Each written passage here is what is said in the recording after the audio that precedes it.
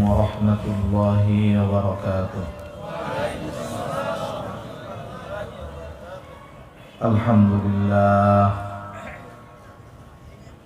الحمد لله الذي هدانا للإسلام،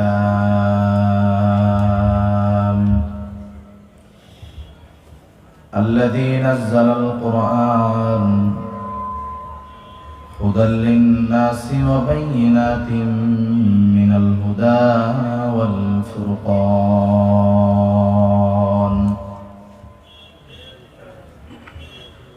وخلق الإنسان وكرمه وعلمه من البيان ما لم يعلم، فسبحان الذي لا يحصى امتنانه باللسان ولا بالقلم، ونشهد أن لا إله إلا الله وحده لا شريك له، ونشهد أن سيدنا وسندنا وحبيبنا وطبيبنا وأولانا ومولانا محمد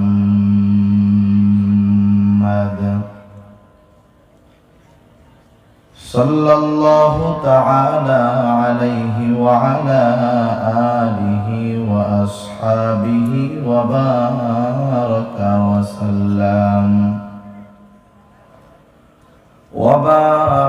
وسلم تسليما كثيرا كثيرا.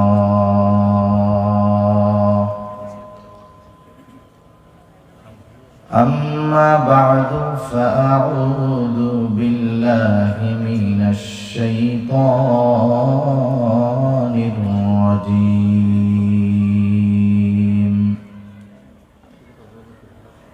بسم الله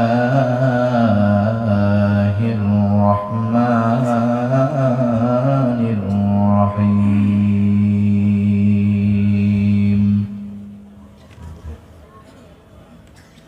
يا أيها الذين آمنوا اصبروا وصابروا ورابطوا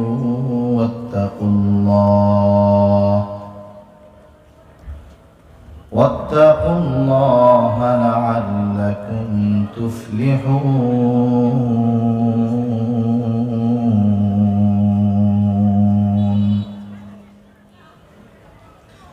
وقال تعالى: ولنبلونكم بشيء من الخوف والجوع ونقص من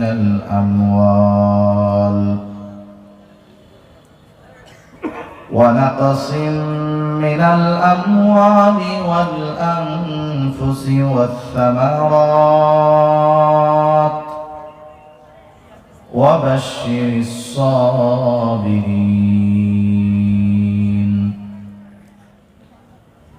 الذين إذا أصابتهم مصيبة قالوا إنا لله وإنا إليه راجعون.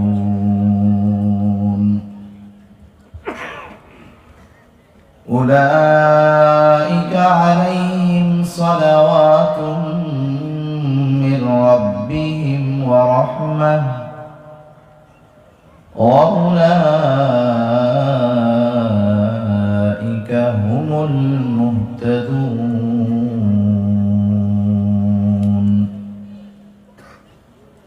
وقال رسول الله صلى الله عليه وسلم: أشد الناس بلاء الأنبياء ثم الأمثال فالأمثال، أو كما قال النبي صلى الله عليه وسلم: صدق الله العلي العظيم وصدق رسوله النبي الكريم ونحن على ذلك من الشاهدين والشاكرين والحمد لله رب العالمين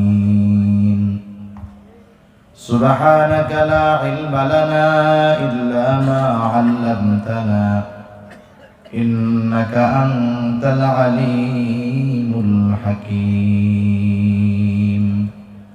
আমরা মহব্বতের সাথে জবান খুলে সবাই দুরূদ শরীফ পাঠ করি আল্লাহুম্মা সাল্লি আলা মুহাম্মাদ ওয়া আলা আলি মুহাম্মাদিন কামা সাল্লাইতা আলা ইব্রাহিম ওয়া আলা আলি ইব্রাহিম إنك حميد مجيد اللهم بارك على محمد وعلى آل محمد كما باركت على إبراهيم وعلى آل إبراهيم إنك حميد مجيد محمد نے آ کر کفر کو مٹایا کفر کو مٹا کر صداقت کو بتایا بلغ العلا بکمالہ كشف الدجى بجماله حسنت جميع خصاله صلوا عليه وآله আল্লাহর মহব্বতে সবাই জবান খুলে একটু জিকির করি আর একটু অনুগ্রহপূর্বক সবাই একটু সামনে আগায় একটু মিশে মিশে বসি জিকিরের সাথে সাথে একটু নড়ে বসি আমার এই নড়াচড়া এই যেই জায়গা থেকে আর এক জায়গায় আসবো একটু নড়ে আসবো শীতের মধ্যে কষ্ট করে ওই জায়গাটা গরম হয়ে গেছে আমি একটু নড়ে আসাটা আমার জন্য এই কারণ হতে পারে কিয়ামতে আমার এই নড়াচড়াটা জমিন যেখান থেকে নড়ে যেই জায়গায় যাবো সেই জমিন আমার পক্ষে সাক্ষী হইতে পারে সেজন্য জিকিরের সাথে সাথে আমরা একটু আগে আগে বসি লা ইলাহা ইল্লাল্লাহ লা ইলাহা ইল্লাল্লাহ ভোকালগুলো কমাই দিবেন আওয়াজটা টনটন করবেন ঠিক আছে আস্তে ছেড়ে দিবেন ইল্লাল্লাহ লা ইলাহা ইল্লাল্লাহ লা ইলাহা ইল্লাল্লাহ لا إله إلا الله محمد رسول الله صلى الله عليه وسلم الحمد لله ঐতিহ্যবাহী ময়মনসিংহ জেলার অন্তর্গত ভালুকা থানাধীন মামারিশপুর উলামায়ে কেরামের উদ্যোগে আয়োজিত 11তম বার্ষিক ওয়াজ ও দোয়ার মাহফিলের সম্মানিত শ্রদ্ধেয় সভাপতি আমন্ত্রিত প্রধান অতিথি বিশেষ অতিথি সহ সম্মানিত শ্রদ্ধেয় উলামায়ে কেরাম সামনে উপস্থিত মুরব্বিয়ানে কেরাম সমবয়সী যুবক বন্ধু স্নেহের ছোট ভাই এবং পর্দার অন্তরালে অবস্থানরত সম্মানিত শ্রদ্ধেয় মা ও বোন দয়াময় আল্লাহ রাব্বুল আলামিনের দরবারে অগণিত শুকর যে মহান মালিক আমাদের হায়াতে বরকত দিয়ে সুস্থ রেখে দীর্ঘ সময় পর্যন্ত উলামায়ে কেরামের জবান থেকে বহুত গুরুত্বপূর্ণ কথা শ্রবণ করবার তৌফিক যে মহান মালিক আমাদেরকে দান করেছেন এবং আমাকেও আপনাদের খেদমতে কিছু দ্বীনি কথা পেশ করবার সুযোগ যে মালিক আমাদেরকে দান করলেন সেই মালিককে খুশি করার জন্য মহব্বতের সাথে জবান খুলে অন্তর থেকে আমরা একবার কালিমাতুশ শুকর পাঠ করি আলহামদুলিল্লাহ অগণিত দুরূদ ও সালাম সাইয়্যিদুল আম্বিয়া আশরাফুল আম্বিয়া খাতামুল আম্বিয়া বিশ্বনবী শেষ নবী শ্রেষ্ঠ নবী মুহাম্মদুর রাসূলুল্লাহ সাল্লাল্লাহু আলাইহি ওয়াসাল্লামের প্রতি আল্লাহ তাআলা আমাদেরকে এখানে আসার বসার তৌফিক দিয়েছেন, তাই আমরা আসতে পেরেছি, বসতে পেরেছি। কি বলেন? আল্লাহ যদি তৌফিক না দিতেন আমরা এখানে আসতেও পারতাম না, বসতেও পারতাম না। হালকা ডেল দেন, আওয়াজটা ছেড়ে দেন। হ্যাঁ, দরকার ভলিউম একটু কমান, অসুবিধা নেই, আওয়াজটা ক্লিয়ার হবে। আল্লাহ তাআলা যদি আমাদের তৌফিক না দিতেন আমরা এখানে আসতেও পারতাম না, বসতেও পারতাম না। এজন্য দুনিয়াতে প্রত্যেকটা নেকের কাজ করার তৌফিক কে দেন? জোরে বলেন তো। আল্লাহ তাআলা দেন। এই যে বড় একটা বাজার, এই বাজারে এখন যত মানুষ আছে সব মানুষ যদি এই জায়গায় আসে, এখন যেই জায়গা নিয়ে এই সামিয়ানা প্যান্ডেল করা, তার দ্বিগুণ জায়গার চাইতে বেশি জায়গা লাগবে, ঠিক কিনা? অথচ অনেকেই এখানে আছে মাহফিলের কথা বলে, মাহফিলের ইচ্ছা করে, মাহফিলের নিয়ত করে বাজারে আসছে, কিন্তু এই জায়গায় আসতে পারে নাই। আছে না নাই? অনেক ভালো কাজের নিয়ত আমরা করি, কিন্তু সব ভালো কাজ কি করতে পারি? পারি না। কারণ আল্লাহ তাআলা যদি তৌফিক না দেয়, কোনো কাজ করার ক্ষমতা কোনো মানুষের নাই। সেজন্য আল্লাহ তাআলার তৌফিক, এটা বান্দার জন্য আল্লাহ তাআলার পক্ষ থেকে দামি একটা নেয়ামত। অনেকে ভালো কাজের নিয়ত করে না, কিন্তু আল্লাহ তৌফিক দেওয়ার কারণে সেই কাজ সে করে ফেলে। আছে না নাই? যেমন দুনিয়াতে আল্লাহ সুবহানাহু ওয়া তাআলা বিভিন্ন ফেরেশতাকে বিভিন্ন দায়িত্বে আল্লাহ তাআলা নিয়োজিত করে দিয়েছেন। যেমন আমাদের প্রত্যেকের সাথে 3 জন ফেরেশতা আছে। কয়জন? এরা সব সময় আমাদের সাথে থাকে, সব সময়, একটা মুহূর্তের জন্য আলাদা হয় না। বালেগ হওয়ার পর থেকে মৃত্যু পর্যন্ত এরা সব সময় থাকে। 2 জনের কাজ হইল আমাদের ভালো কাজ আর মন্দ কাজ সংরক্ষণ করা। ডান কাদের জন ভালো কাজগুলো সংরক্ষণ করে, বাম কাদের জন মন্দ কাজগুলো লেখে সংরক্ষণ করে। আরেকজন ফেরেশতা সে আমাদের কথাগুলোকে রেকর্ড করে। আবার একদল ফেরেশতা আছে আল্লাহ সুবহানাহু ওয়া তাআলা তাদেরকে আমাদের বডিগার্ড হিসাবে নিয়োজিত করে দিয়েছেন, হেফাজতের জন্য, সংরক্ষণের জন্য। এদেরকে বলা হয় মুআক্কিব। আরেকদল ফেরেশতা আছে, এরা ভ্রাম্যমাণ ফেরেশতা। ভ্রাম্যমাণ আদালতের কথা আপনারা শুনছেন না? ভ্রাম্যমাণ আদালতের কাজ হইল, ওই আদালতটাই ভ্রাম্যমাণ আদালত, ওখানে আদালতের সব কিছু থাকে, বিভিন্ন জায়গায় ভ্রমণ করে, যেখানে অপরাধ সেখানেই বিচার, সেখানেই মামলা, সেখানেই ফাইন, সেখানেই জরিমানা। আল্লাহ তাআলার পক্ষ থেকে নিয়োজিত একদল ভ্রাম্যমাণ ফেরেশতা আছে। এদের কাজ হলো দুনিয়াব্যাপী এরা ঘুরে বেড়ায়। এদের কাজ হলো ঘুরে বেড়ানো আর দেখা কোথায় দ্বীনি মজলিস হয়, কোথায় কোরআনের মজলিস হয়, জিকিরের মজলিস হয়, আল্লাহ তাআলার স্মরণ কোন মজলিসের মধ্যে হয়, এটা দেখা হলো তাদের দায়িত্ব।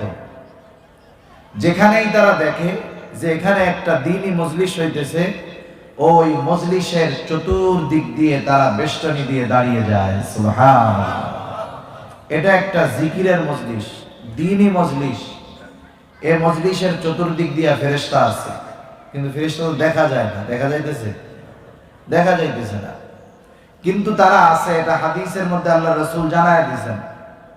আচ্ছা বলেন তো, যদি আজকে আপনাদের মাহফিলের ঘোষণাটা এমন হইতো যে মামারিশপুর উলামায়ে কেরামের উদ্যোগে যেই মাহফিল, ওই মাহফিলের মধ্যে একজন ফেরেশতা দেখা যাবে, তাইলে কি বলেন? এই বড় মাঠে জায়গা দিয়ে কুলায় পারতেন না, ঠিক কিনা বলেন? তা যাই হোক, ফেরেশতারা এখানে আছে। ফেরেশতাদের উপস্থিতি, এটা দামি একটা মজলিস। ফেরেশতারা কি করে? আল্লাহ তাআলার কাছে খবর দেয় যে আপনার একদল বান্দা এই জায়গায় আছে। আল্লাহ বলে কেন? বলে আল্লাহ, এরা জান্নাত চায়, জাহান্নাম থেকে মুক্তি চায়, আপনার সন্তুষ্টি লাভ করতে চায়। আল্লাহ তাআলা বলে আমাকে দেখছে, জান্নাত দেখছে, জাহান্নাম দেখছে? বলে না, আল্লাহ কিছু দেখে নাই।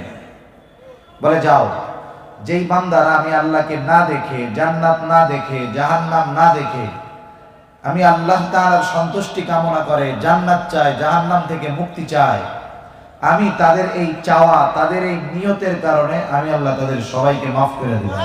সুবহানাল্লাহ। মজলিসে যারা আছে সবাই মাফ।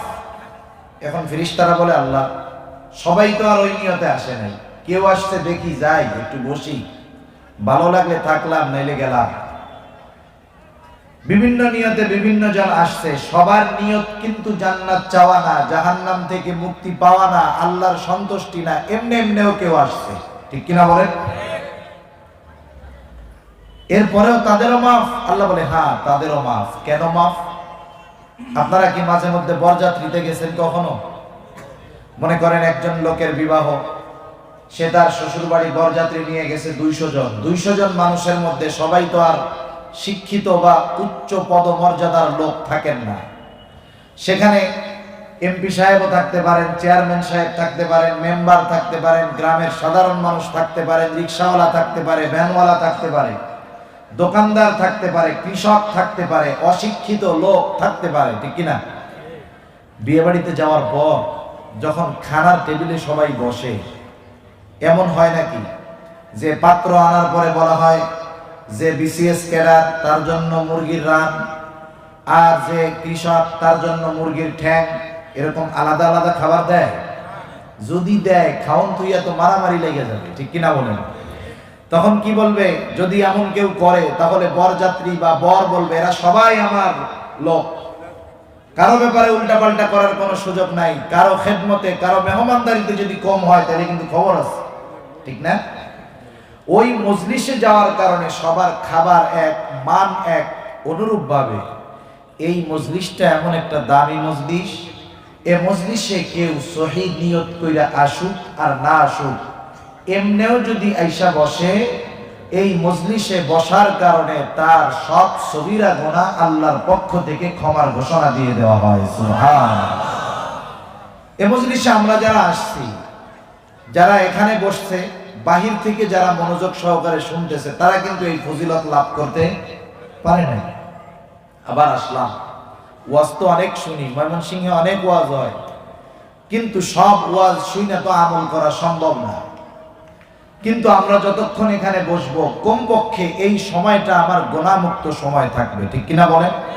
পবিত্র কোরআনুল কারীমের তাফসীরে ইবনে কাসীরের মধ্যে সূরা জিলজালের তাফসীরের মধ্যে আসছে, বান্দার পক্ষে অথবা বিপক্ষে দুনিয়াতে যে সময়গুলাকে সে ভালো কাজে ব্যয় করছে, এই সময়গুলা তার পক্ষে সাক্ষী দিবে।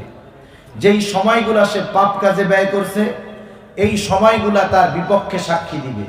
যেই জায়গায় সে ভালো কাজ করছে, ওই জায়গা তার পক্ষে সাক্ষী দিবে। যেই জায়গায় সে মন্দ কাজ করেছে, ওই জায়গা কিয়ামতের ময়দানে তার বিপক্ষে সাক্ষী দিবে। এখানে যে বসা হলো, গুনার কাজ করা হইতেছে না, নেকের কাজ, ভালো কাজ করার কারণে এই সময় এবং এই জায়গা আমাদের পক্ষে সাক্ষী হয়ে যাইতেছে। সুবহানাল্লাহ। এরপরে কি হবে? আমরা এখানে কিছু কোরআনের তিলাওয়াত শুনবো, আমল করতে পারি আর না পারি, কোরআনের তিলাওয়াত যদি শুনি, প্রতিটা অক্ষরে কমপক্ষে 10টা করে নেকি আল্লাহ আমাদেরকে দান করবে। সুবহানাল্লাহ। সেজন্য দুনিয়াবি মজলিসের এক ফায়দা, দ্বীনি মজলিসের আর এক ফায়দা।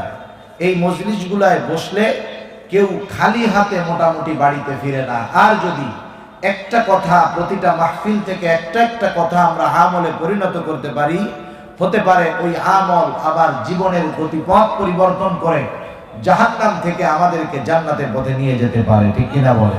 সেজন্য আল্লাহ তাআলা যারা বাহিরে ঘোরাফেরা করতেছে, আল্লাহ তাআলাও তাদেরকে এই বরকতময় মজলিসে আসার বসার তৌফিক দান করুক। জবান করে বলি আমিন।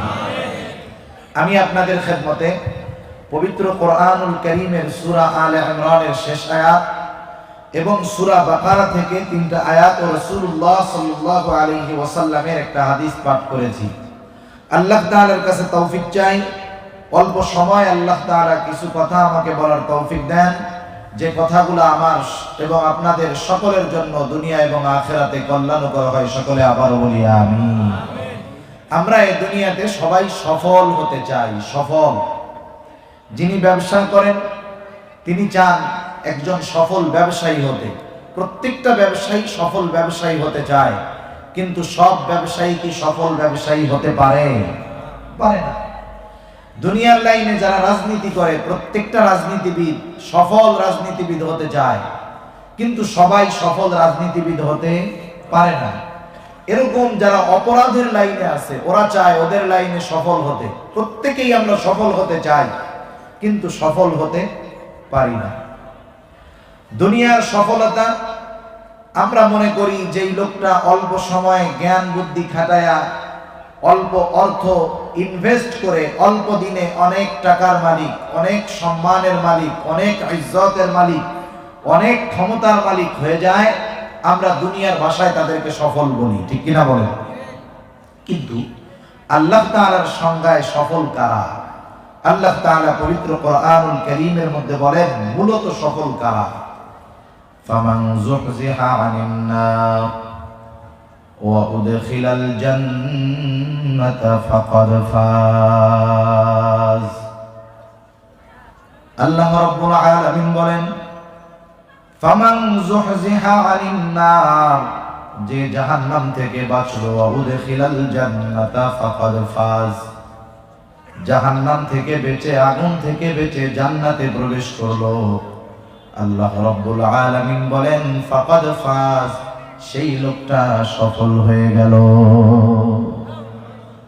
তাহলে আল্লাহর কাছে সফল হলো সে জাহান্নাম থেকে বেঁচে জান্নাতে যাবে যে। আর সফলতা বিফলতার ফলাফল পুরস্কার ঘোষণা আল্লাহ তাআলা কিয়ামতের ময়দানে দিবেন। এজন্য আল্লাহ তাআলা এর আগেই বলেন ওয়া ইন্নামা তুওয়াফাউনা উজুরাকুম ইয়াউমাল কিয়ামাহ। আল্লাহ তাআলা বলেন কিয়ামতের দিন পরিপূর্ণ প্রতিদান দেওয়া হবে, পুরস্কার দেওয়া হবে, প্রতিদান দেওয়া হবে। কিয়ামত হলো মানুষের ফলাফল ঘোষণার দিবস। দুনিয়ার মধ্যে যেমন মানুষেরা যখন পরীক্ষা দেয়, পরীক্ষার হলের মধ্যে থাকে মাত্র 3 ঘন্টা, পরীক্ষা শেষ হওয়ার স্বাভাবিক 3 মাস পরে পরীক্ষার রেজাল্টটা দেওয়া হয়। পরীক্ষার হলে সময় মাত্র 3 ঘন্টা। মূলত এই 3 ঘন্টা সময় একটা ছাত্র 3 মাস পরে ফলাফলে সফলতা লাভ করবে নাকি বিফল হবে, এই 3 ঘন্টার পরীক্ষার হলের মধ্যে মোটামুটি নির্ধারণ হয়ে যায়, ঠিক কিনা বলে? কারণ যেই ছেলেটা ভালোভাবে পরীক্ষার হলে সব প্রশ্নের উত্তর দেয়, সে 3 মাস পরে গোল্ডেন এ প্লাস পাওয়ার আশা করে। আর যেই ছেলেটা পরীক্ষার হলের মধ্যে কোনো প্রশ্নের জবাব দিতে পারলো না, খালি খাতা জমা দিয়া বাড়িতে চলে গেল, বাড়িতে যাওয়ার পর সে যদি হুজুরদের কাছে দোয়া চায়, কারো কাছে তাবিজ চায়, তাহাজ্জুদ আওয়াবিন ইশরাক নফল নামাজ একটাও বাদ দেয় না, কিন্তু পরীক্ষার খাতার মধ্যে কিছুই লেখে নাই। বলেন তো এই ছেলেটা কিছু না লেখার কারণে যতই আমল এখন করুক না কেন, সে কি গোল্ডেন এ প্লাস পাওয়ার যোগ্য হবে নাকি? তাহলে বোঝা গেল মূল জায়গাটা হলো পরীক্ষার হল, পরীক্ষার হল। অনুরূপভাবে দুনিয়াতে আমরা যারা মুমিন, সব মুমিন কিন্তু সফল মুমিন হবে না। সফল মুমিন সবাই হবে না। সফল মুমিন কারা হবে? কিভাবে হবে? কোন মানুষ কোনভাবে সফল হবে? মুমিন কিভাবে পরকালে সফলতা অর্জন করবে? এই দুনিয়া নামক পরীক্ষার হলের জায়গা, এইখানে সে যদি কিছু আমল করে, কিছু কাজ করে, তাহলে ওই মুমিন পরকালের ময়দানে আল্লাহ তাআলার সংজ্ঞায় যে সফলতা, সেই সফলতা সে লাভ করতে পারবে। আমরা প্রত্যেকটা মুমিন সফল হইতে চাই না? সফলতা কোথায় জোরে বলেন? জান্নাতে। কথা বুঝতেছেন আপনারা? একটু জবাব দিবেন, সফলতা কোথায়? জান্নাতে গেলে সফল। আল্লাহ রাব্বুল আলামিন সেই জন্য জানায়া দিয়েছেন কিভাবে মুমিন দুনিয়ায় থাকতেই সফলতা অর্জন করবে। সূরা আলে ইমরানের 200 নম্বর আয়াত। এই আয়াতের মধ্যে আল্লাহ সুবহানাহু ওয়া তাআলা মুমিনদেরকে 4টি গুণে গুণান্বিত হতে বলেছেন। যেই মুমিন 4টি গুণ অর্জন করবে, আল্লাহ রাব্বুল আলামিন জানায় দেন সেই মুমিন সফল মুমিন তথা জান্নাতি মুমিন হয়ে যাবে। কয়টা গুণ জোরে বলেন? আরো জোরে বলেন, কয়টা গুণ? ঘুমাইলে চলবে না, কান চামড়ারটাও সজাগ রাখতে হবে, দিলেরটাও সজাগ রাখতে হবে। খালি চামড়ার কান যদি সজাগ থাকে, দিলের কান যদি ঘুমায় থাকে, কথা শোনা যাবে, বোঝা যাবে না। আর না বুঝলে আপনাদেরকে জিজ্ঞাসা করলে জবাবও দিতে পারবেন না। আর আপনারা যদি জবাব দেন তাহলে আমি বুঝতে পারবো আপনারা কথাটা বুঝতে পারতেছেন। তাহলে সফলতা অর্জনে এই সূরার আলোকে কয়টা গুণ, জোরে বলেন? 4টা গুণে গুণান্বিত হতে বলেছে আল্লাহ। 1 নাম্বার, আল্লাহ তাআলা মুমিনদেরকে উদ্দেশ্য করে ডাক দিয়ে বলেন, ইয়া আইয়ুহাল্লাযীনা আমানু, হে ঈমানদারেরা। এরপরে আল্লাহ তাআলা 1 নাম্বার গুণের কথা উল্লেখ করে বলেন, ইসবিরু, মুমিন তুমি সবর করো। 2 নাম্বার গুণের কথা আল্লাহ তাআলা বলেন, ওয়াসাবিরু, বান্দা সবরের উপরে অটল থাকো। 3 নাম্বার আল্লাহ তাআলা বলেন, ওয়ারাবিতু, সর্বদা জিহাদের জন্য প্রস্তুত থাকো। 4 নাম্বার আল্লাহ রাব্বুল আলামিন বলে, ওয়াত্তাকুল্লাহ, বান্দা তুমি আল্লাহ তাআলাকে ভয় করো। মুমিন তুমি যদি এই 4 গুণে গুণান্বিত হও কি হবে? আল্লাহ তাআলা বলেন, লাআল্লাকুম তুফলিহুন, তুমি যদি এই 4 গুণে গুণান্বিত হও তুমি সফল মুমিন হয়ে যাবা। সফল মুমিনের ঠিকানা কোথায়, জোরে বলেন? জান্নাত। বক্সের আওয়াজটা ছড়াই দেন, ছড়াই দেন, ডেপ ডেপ করবেন। আপনারা সেজন্য এটা কমাইতে বললাম না, আওয়াজটা ছড়াই দেন, ছেড়ে দেন আওয়াজটা। তাহলে সফল মুমিন 4টি গুণ অর্জন করতে পারলে, কয়টা গুণ? 1 নাম্বার গুণ আল্লাহ তাআলা বলেন, বান্দা ইসবিরু, তুমি সবর করো। সবর, সবর বলতে আমরা কি বুঝি? আমরা তো সবর বলতে বুঝি যে বিপদ আপদ মুসিবতের সময়, এই সময় মনে হয় শুধু সবর করা হয়। কিন্তু তাফসিরে মাআরিফুল কোরআন সহ দুনিয়ার সব প্রসিদ্ধ তাফসিরের মধ্যে সবরকে 3টি শাখায় বিভক্ত করা হয়েছে। কয়টি শাখা? তার মানে সবর হবে 3 জায়গায়। কয় জায়গায়? 3 জায়গায় সবর হবে। 1 নাম্বার সবর হবে সবরুন আলা তাআত, আনুগত্যের মধ্যে সবর। 2 নাম্বার সবর হবে সবরুন আনিল মাআসি, গুনাহ থেকে বাঁচার মধ্যে সবর। 3 নম্বরে সবর হবে সবরুন আলাল মাসায়েব, বিপদ আপদ মুসিবতের মধ্যে সবর। ভালো মতো দিলের কান লাগায় কথাগুলো শুনবেন। 1 নম্বরে সবর হবে আনুগত্যের মধ্যে সবর, অর্থাৎ ইবাদতের মধ্যে সবর। দুনিয়াতে আমি আপনি যত ইবাদত করি, ইবাদত ছোট হোক আর বড় হোক, প্রত্যেকটা ইবাদতের মধ্যে সবর আছে। যে ইবাদতের মধ্যে সবর নাই, সেই ইবাদতের দাম আল্লাহ তাআলার কাছে নাই। বুজুর্গানে দিন বলেন, সবরওয়ালা ইবাদত এটা আবার কেমন ইবাদত? বুজুর্গানে দিন বলেন, সবরওয়ালা ইবাদত হলো যেই ইবাদতটা আল্লাহর সংজ্ঞায় সুন্দর ইবাদত। সুন্দর ইবাদত হলো সবরওয়ালা ইবাদত। সুন্দর, সুন্দর কারে কয়? আমরা সুন্দর বলি যেটা দেখলে চোখ মজা পায়, যেটা দেখলে চোখ তৃপ্ত হয়, অন্তরের মধ্যে ভালো লাগে, অন্তরে প্রশান্তি আসে, আমরা সেটাকে বলি সুন্দর। যেমন একটা ছেলে বা মেয়ে, তার চামড়াটা যদি সুন্দর থাকে আমরা বলি, আরে দেখ মেয়েটা কত সুন্দর, ছেলেটা কত সুন্দর। তার মানে কেন সুন্দর বললাম? তার দিকে তাকায়া আমার চোখ এবং অন্তর তৃপ্ত হয়ে গেছে, এই জন্যই সুন্দর বললাম। ঠিক কিনা বলেন? কিন্তু আমাদের দৃষ্টিতে আফ্রিকার যে কালো নিগ্রো মানুষগুলা, এরা কি সুন্দর নাকি? আমরা দেখলে ওরে বাবা কি কালোর কালো রে, কড়াইয়ের কালি আর এই কালি কোনটা বেশি কালা এটা টের পাওয়া যায় না, এরকম বলতাম আমরা। তাহলে আফ্রিকার মানুষগুলা আমাদের কাছে অসুন্দর, কিন্তু দেখেন হযরতে বেলাল রাদিয়াল্লাহু তাআলা আমাদের সংজ্ঞায় দেখতে অসুন্দর লাগার জন্য যা দরকার সব তার মধ্যে আছে। সে কালো, দেখতে ভালো লাগে না, বেটে, চেহারার কাটিং ফিটিং গড়ন গঠন ভালো না, ঠোঁটগুলা মোটা, পা গুলা চওড়া, দেখতে ভালো লাগে না। কিন্তু আল্লাহ তাআলার কাছে কিন্তু বেলাল সুন্দর। কত সুন্দর, কত দামি বেলাল হাতে দুনিয়ায়, আর আল্লাহর নবী মেরাজে গিয়ে জান্নাতের মধ্যে বেলালের পায়ের আওয়াজ শুনতে পায়। বেলাল তো আমাদের দৃষ্টিতে অসুন্দর, কিন্তু আল্লাহর কাছে সুন্দর। সেজন্য আমাদের সংজ্ঞায় সুন্দর আর আল্লাহর সংজ্ঞায় সুন্দরের মধ্যে তফাৎ আছে।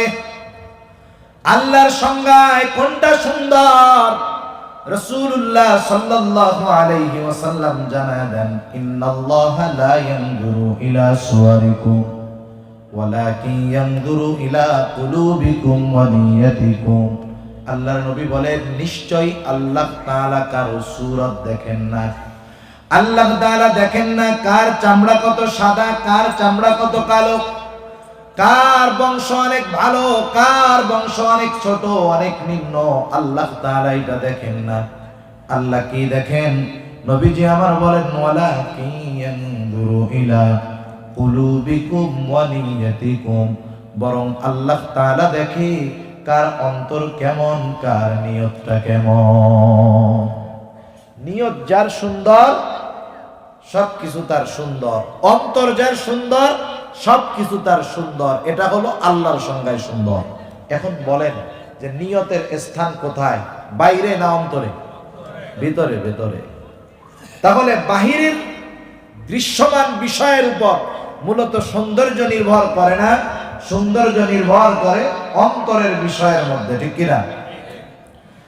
এখন আসেন, বুজুর্গানে দিন বললেন সবরওয়ালা ইবাদত হলো সুন্দর ইবাদত। সুন্দর ইবাদত কোনটা? কারণ আল্লাহ রাব্বুল আলামিন আমাদেরকে অনেক অনেক ইবাদত করার কথা বলেন নাই। সূরা মুলকের মধ্যে আল্লাহ তাআলা বলেন, আল্লাযী খালাকাল মাউতা ওয়াল হায়াতা লিয়াবলুয়াকুম আইয়ুকুম আহসানু আমালা। আল্লাহ রাব্বুল আলামিন বলেন, তিনি আল্লাহ কে? আল্লাযী খালাকাল মাউতা ওয়াল হায়াতা লিয়াবলুয়াকুম আইয়ুকুম আহসানু আমালা। তিনি আল্লাহ আল্লাযী খালাকাল মাউতা ওয়াল হায়াত, যিনি মৃত্যু এবং জীবনকে সৃষ্টি করেছেন, মউত এবং হায়াতকে যিনি সৃষ্টি করেছেন। কেন হায়াত এবং মউত আল্লাহ তাআলা সৃষ্টি করলেন? আল্লাহ বলেন, লিয়াবলুয়াকুম, তোমাদের পরীক্ষা করার জন্য। কি পরীক্ষা? আল্লাহ রাব্বুল আলামিন বলেন পরীক্ষা হলো আইয়ুকুম আহসানু আমালা, তোমাদের কার আমল কত সুন্দর। আল্লাহ তাআলা সুন্দর আমলের পরীক্ষা নেন। তার মানে আল্লাহ অনেক আমল চান না সুন্দর আমল চান? বলেন তো, সুন্দর আমল।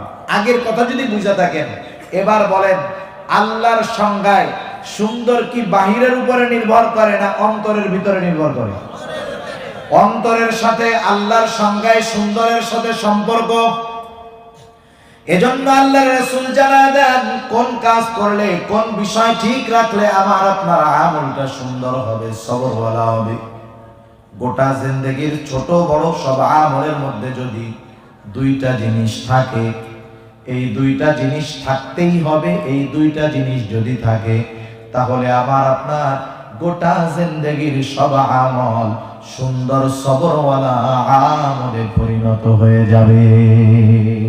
সুবহানাল্লাহ। দুইটা জিনিস লাগবে। কয়টা? এক নাম্বার সবর হলো ইবাদতের মধ্যে সবর। কিসের মধ্যে সবর? ইবাদতের মধ্যে সবর।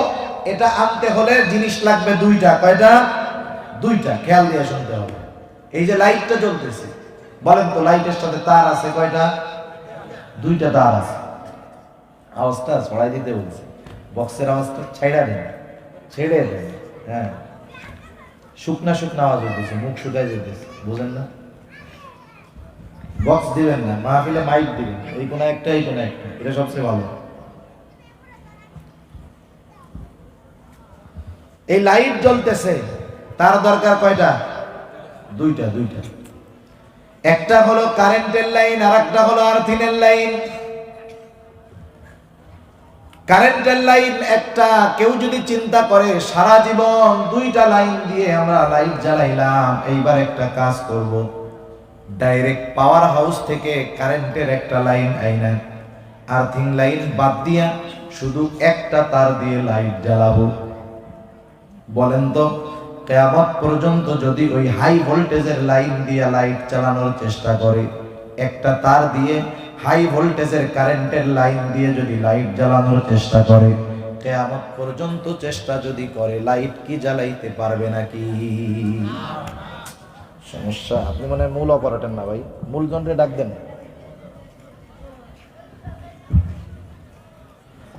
কিয়ামত পর্যন্ত যদি চেষ্টা করে, শুধু কারেন্টের লাইন দিয়ে কি লাইট জ্বালানো সম্ভব? সম্ভব না। তাহলে দুইটা তার লাগবেই লাগবে। সেজন্য আমার আপনার আমল যদি সবরওয়ালা আমল করতে হয়, সুন্দর আমলে পরিণত করতে হয়, দুইটা জিনিস লাগবেই।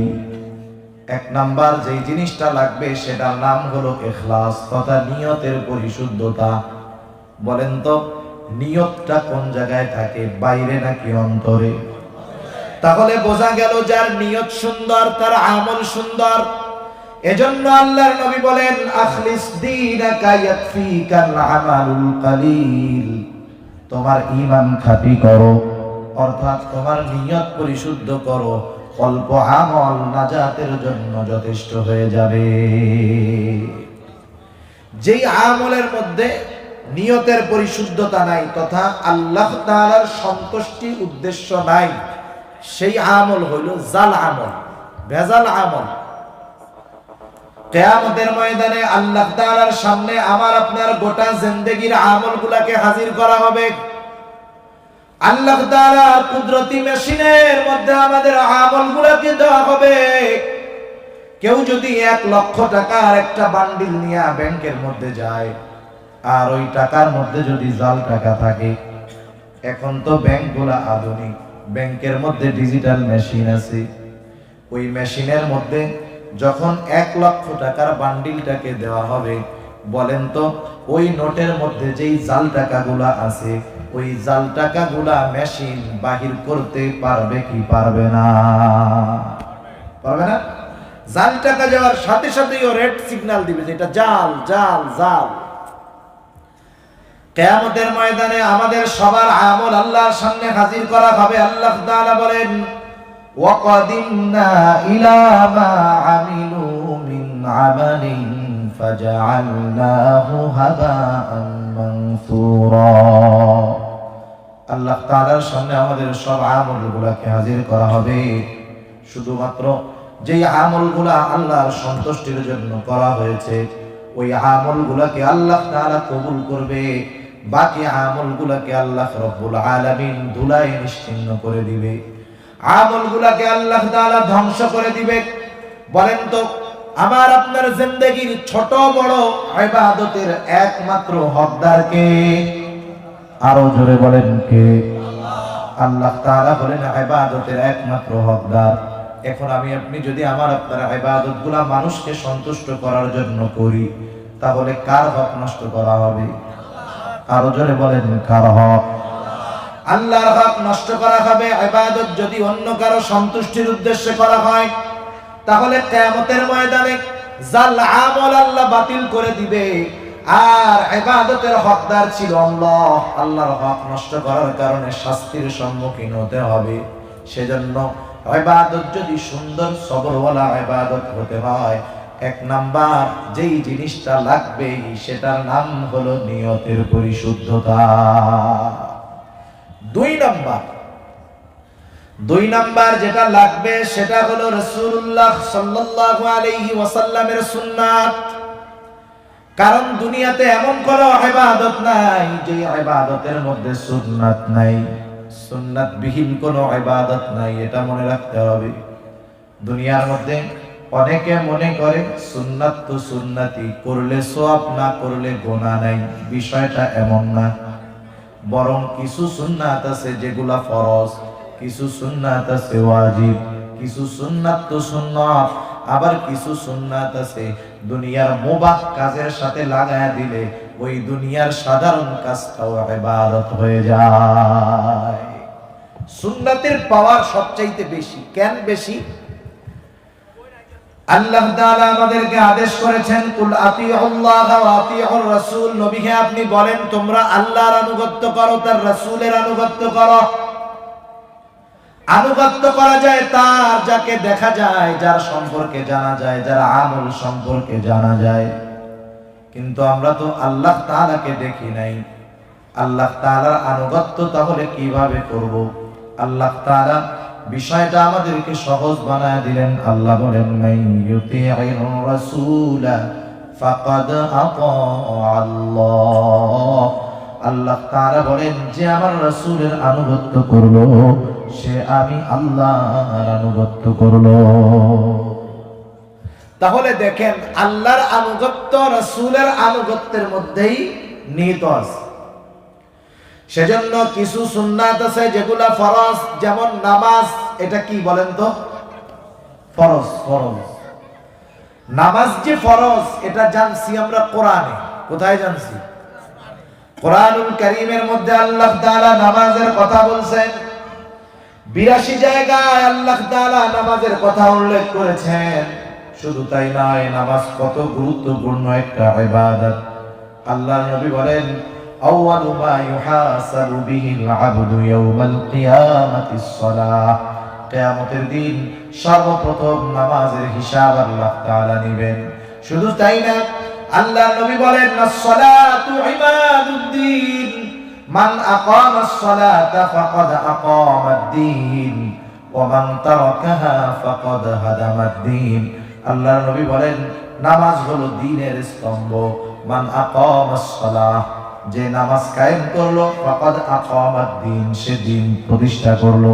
ওয়া মান তারাকাহা, যে নামাজ ছেড়ে দিল, নবী বলেন, ফাকাদ হাদামাদ-দ্বীন, সে দ্বীনকে ধ্বংস করলো। সমাজে দ্বীন ধ্বংসকারী লোকের সংখ্যা কম না বেশি? বেশি।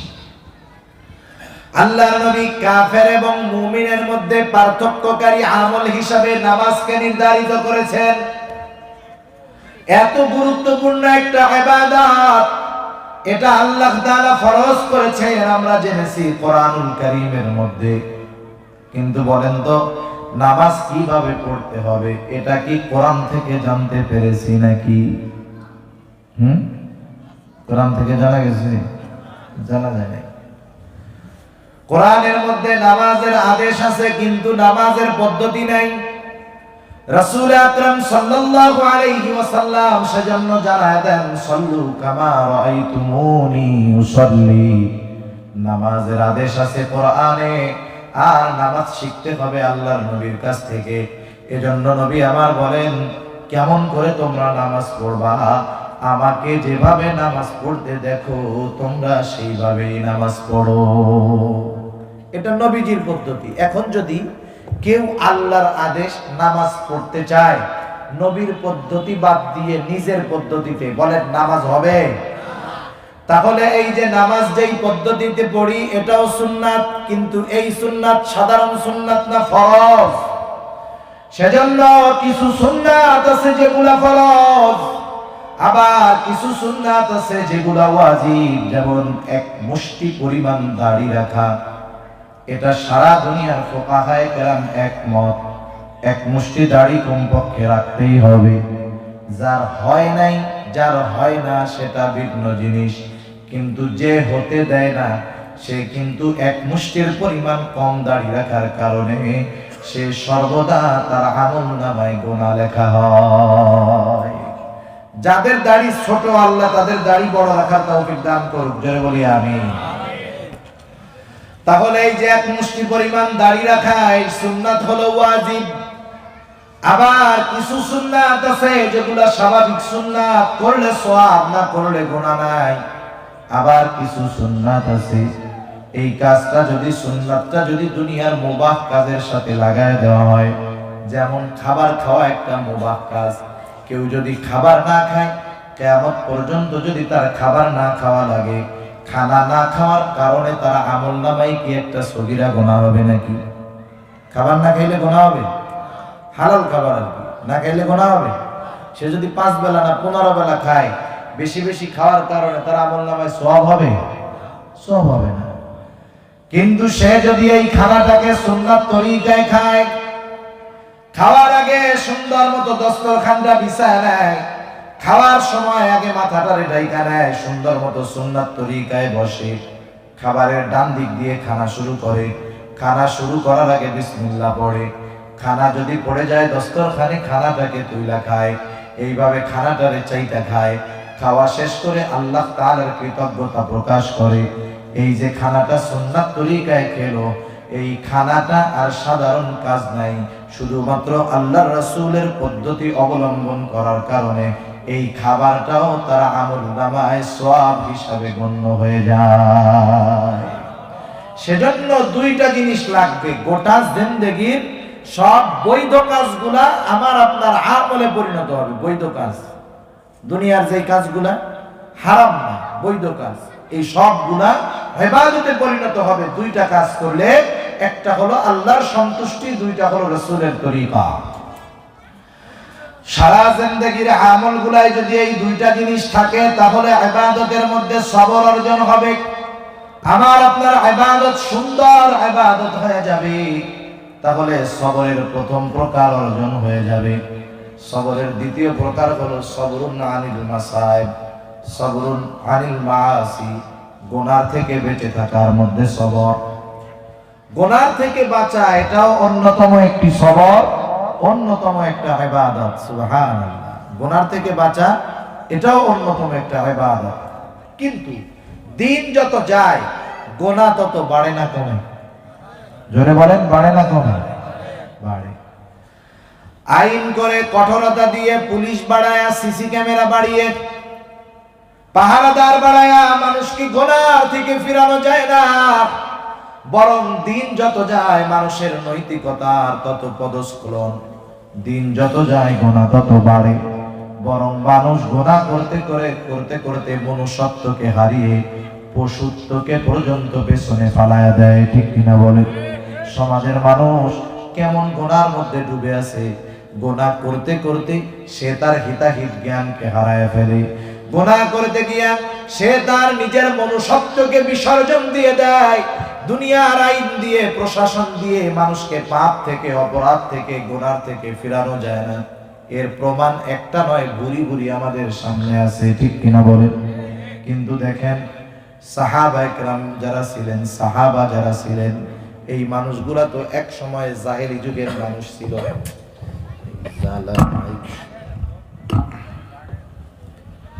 মুখ মিশায় কথা বললে গলা ব্যথা হয়ে যাবে, সমস্যা। বললাম যে বক্সের আওয়াজটা সাইডা দেবে, শক্ত করো। তুমি মাইকও দিছো, বক্সও দিছো, লাইন ঠিক হয় নাই করা, টন টন করবে আওয়াজ। বারবার বলছে আওয়াজটা টন টন করবে, ড্যাপ ড্যাপ করে, ড্যাপ ড্যাপ করে টন টন করবে আওয়াজ।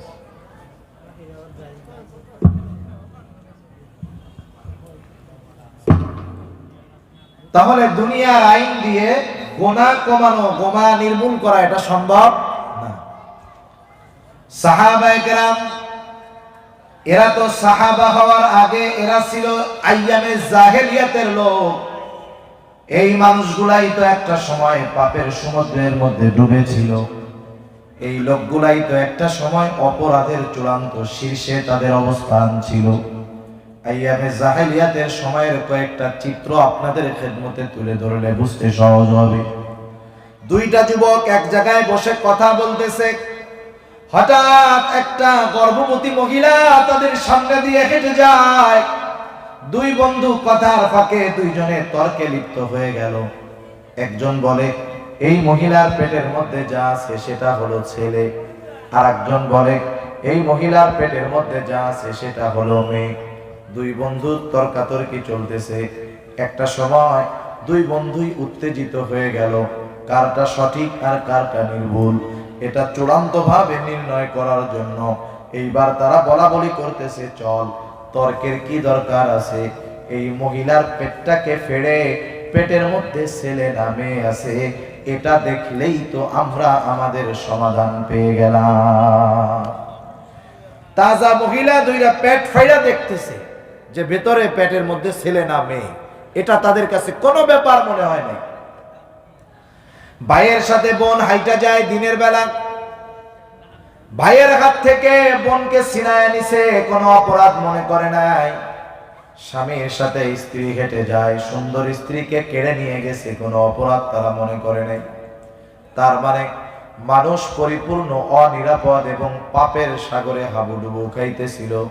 কিন্তু এই মানুষগুলাই যখন ঈমান আনলো, আল্লাহর রাসূলের সহচর্যে আসলো, এই মানুষগুলা কেমন মানুষ হয়ে গেল।